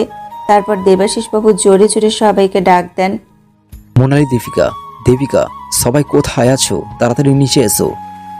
কি হয়েছে, সকাল সকাল এভাবে চিৎকার করছো কেন? পেপারে কি দিয়েছে দেখো। কি আর দিতে পারে বাবা, দেখো হয়তো তোমার ওই ক্রিমিনাল জামাইয়ের নাম দিয়েছে। আমাদের বাড়িতে ওই ক্রাইম করার পর অন্য কোথাও সেই ক্রাইম করতে গিয়ে নিশ্চয়ই ধরা পড়ে গেছে, পাক্কা একটা ক্রিমিনাল। দেবাশিস বাবু সেই ছবিটি দেখাতেই দীপিকা যেন কথা বলতেই ভুলে যায়। অবাক চোখে খবরের কাগজটির দিকে তাকিয়ে ও নিজের মনে বলে ওঠে, এটা কি করে সম্ভব? আবির আসলে একজন আর্মি মেজর, তার মানে আমি এতক্ষণ যাকে অশিক্ষিত গেও ছেলে ভেবেছিলাম সেটা আমারই ভুল ছিল। ধপ করে মাটির উপর বসে পড়ে দীপিকা। নিজের উপর তার প্রচন্ড রাগ হয়। এতদিন সে তার সাথে যা যা করেছে তার জন্য হয়তো দীপিকা নিজেকে ক্ষমা করতে পারবে না, কিন্তু তাতে আবির অর্থাৎ সঞ্জয়ের কাছে ক্ষমা চাইতে হবে। আর এক মুহূর্ত সময় নষ্ট করতে চায় না ও। এক প্রকার কাঁদতে কাঁদতে দেবাশিস বাবুকে অনুরোধ করতে থাকে যেন তিনি সঞ্জয়কে খুঁজে বের করেন। দেবাশিস বাবু নিজের মেয়ের মনের অবস্থা বুঝতে পেরে দ্রুত চারিদিকে খোঁজ শুরু করেন। অবশেষে 2 ঘন্টা ধরে চেষ্টার পর তারা সঞ্জয়ের খোঁজ পায়। দীপিকার একটুও দেরি না করে গাড়িতে বসে সঞ্জয় সেই ঠিকানার উদ্দেশ্যে বেরিয়ে পড়ে। সঞ্জয় তার বাড়ি থেকে বেরোতেই যাচ্ছিল, এমন সময় দীপিকা সেখানে এসে পৌঁছায়। সঞ্জয় তাকে দেখে অবাক হয়ে বলে, তুমি এখানে কি করতে এসেছো আর আমার খোঁজ পেলে কোথায়? অনেক কষ্টে বাবার পুলিশ দপ্তরের সাহায্যে তোমার খোঁজ পেয়েছি। বুঝেছি, তাই এখানে কি দরকার এসেছো? আবার অপমান করার কিছু বাকি রয়ে গেছে নাকি? না সঞ্জয়, তুমি আমাকে ভুল ভাবছো। বিশ্বাস করো, আমি তোমাকে চিনতে অনেক বড় ভুল করেছি। আমি নিজের অজান্তে এত বড় ভুল করে ফেলেছি যে হয়তো কোনোদিন নিজেকে ক্ষমাও করতে পারবো না। কিন্তু আজ আমি তোমার কাছে ক্ষমা চাইছি সঞ্জয়, দয়া করে আমাকে ক্ষমা করে দাও। যাক, এতদিনে তুমি তোমার ভুল বুঝতে পেরেছো, এটাই অনেক বড় কথা। আমি কোনোদিনও আশাও করিনি তোমার মন কখনো পরিবর্তন হবে। দীপিকা, দেশের জন্য আমরা সব কিছু করতে পারি, তাই তোমার সেই অপমান আমার কখনোই কিছু যায় আসে না। আমি আমার দেশের প্রতি কর্তব্য করেছি মাত্র, তোমাদের কারোর ওপরে আমার কোনো রাগ অভিমান নেই। আমাকে তাহলে মন থেকে ক্ষমা করছো তো? হ্যাঁ, করেছি। তাহলে আমার সাথে ফিরে চলো সঞ্জয়, আমি আমার পাপের প্রায়শ্চিত্ত করতে চাই। তা হয় না দীপিকা, আমার দেশের প্রতি এখনো অনেক কাজ বাকি আছে। আমি এখন আমার জীবনের সবচেয়ে বড় মিশনে যেতে চলেছি। জানি না আবার কোনোদিনও দেখা হবে কি না, তাই আমি তোমাকে কোনো কথা দেব না, শুধু এটুকুই বলবো, নিজের খেয়াল রাখবে। সঞ্জয় তার কথা শেষ করে সেখান থেকে বেরিয়ে যায়। দীপিকা সেই মুহূর্তে সঞ্জয়কে ডাকার চেষ্টা করলেও তার গলা থেকে যেন কোনো স্বর বেরোতে চায় না। দীপিকার গলার কাছে সমস্ত কষ্ট যন্ত্রণা জমা হয়, আর তা ওর কথা বলার শক্তি কেড়ে নেয়। শুধু এক দৃষ্টিতে সঞ্জয়কে তার থেকে একটু একটু করে দূরে চলে যেতে দেখতে থাকে। চোখের কোণ থেকে জল গড়িয়ে পড়ে গালের ওপর। দীপিকা মনে মনে নিজেকে বোঝায় তার পিছু ডাকার কোনো অধিকার নেই, কিন্তু মনে মনে ঈশ্বরের কাছে প্রার্থনা করে যাতে সঞ্জয়ের গায়ে একটু আঘাত না লাগে। সেই দিনটির পর বেশ কিছু মাস কেটে গেছে। হঠাৎ একদিন দেবাশিস বাবুর কাছে খবর আসে সঞ্জয় হাসপাতালে ভর্তি। মিশনে গিয়ে তার শরীরে গুলি লেগেছে। অনেকটা রক্ত বেরিয়ে যাওয়াতে সঞ্জয়ের অবস্থা বেশ খারাপ হয়ে যায়। দীপিকা দেবাশিস বাবুদের সাথে হাসপাতালে পৌঁছাতেই সিস্টার ওনাদের সেখানে দেখতে পেয়ে দ্রুত সামনে গিয়ে উপস্থিত হয়ে বললেন, আপনারা কি ওনার বাড়ির লোকজন? দেখুন, ওনার অবস্থা খুব খারাপ, ইমিডিয়েট আমাদের ব্লাড লাগবে, না হলে আমরা ওকে বাঁচাতে পারবো না। না না, এমন বলবেন না, আমি কিচ্ছু হতে দেব না ওর। আর এক মুহূর্ত সেখানে দাঁড়িয়ে না থেকে দীপিকা দ্রুত সেই রুমের ভেতরে গিয়ে বলল, ডক্টর ডক্টর আমি ব্লাড দেব। ওকে, তাহলে আপনি ওর সাথে চলে যান, সিস্টার ওকে রেডি করিয়ে দাও। এরপর সিস্টার ওর হাতে হাসপাতালে পড়ার মতো কিছু পোশাক দিয়ে বলল। বিছানার উপর শান্তভাবে শুতে দীপিকা সেই কথা মতো ওনার দেওয়া পোশাকটি পরে উপস্থিত হলো রুমটিতে। হাসপাতালের সাদা বিছানার উপর তখন অজ্ঞান হয়ে শুয়েছিল সঞ্জয়। ওকে এভাবে দেখে দীপিকার বুকটা ফেটে যাচ্ছে, চোখের কোণে জমার ভাতা জল গড়িয়ে পড়ে গালের ওপর। আমি যে ভুল করেছি সঞ্জয়, তার প্রায়শ্চিত্ত আমিই করব। তোমাকে ঠিক হতেই হবে, সবার জন্য আর আমার জন্য। দীপিকা দ্রুত চোখের জল মুছতে নার্সটি ওকে বিছানা দেখিয়ে দিয়ে বলল ওই বেডে গিয়ে শুয়ে পড়তে। একটু একটু করে দীপিকার শরীর থেকে রক্ত জমা হতে লাগে স্ট্যান্ডের উপর লাগানো স্বচ্ছ বোতলটির মধ্যে, এবং তাই ধীরে ধীরে সঞ্জয়ের শরীরে প্রবেশ করে ওর হাতে লাগানো চ্যানেলের মাধ্যমে। দীপিকা এতটাই দুর্বল হয়ে গেছিল যে ধীরে ধীরে ঘুমিয়ে পড়ে সে। এরপর দীপিকার যখন ঘুম ভাঙে তখন সে জানতে পারে সঞ্জয় আপাতত বিপদমুক্ত।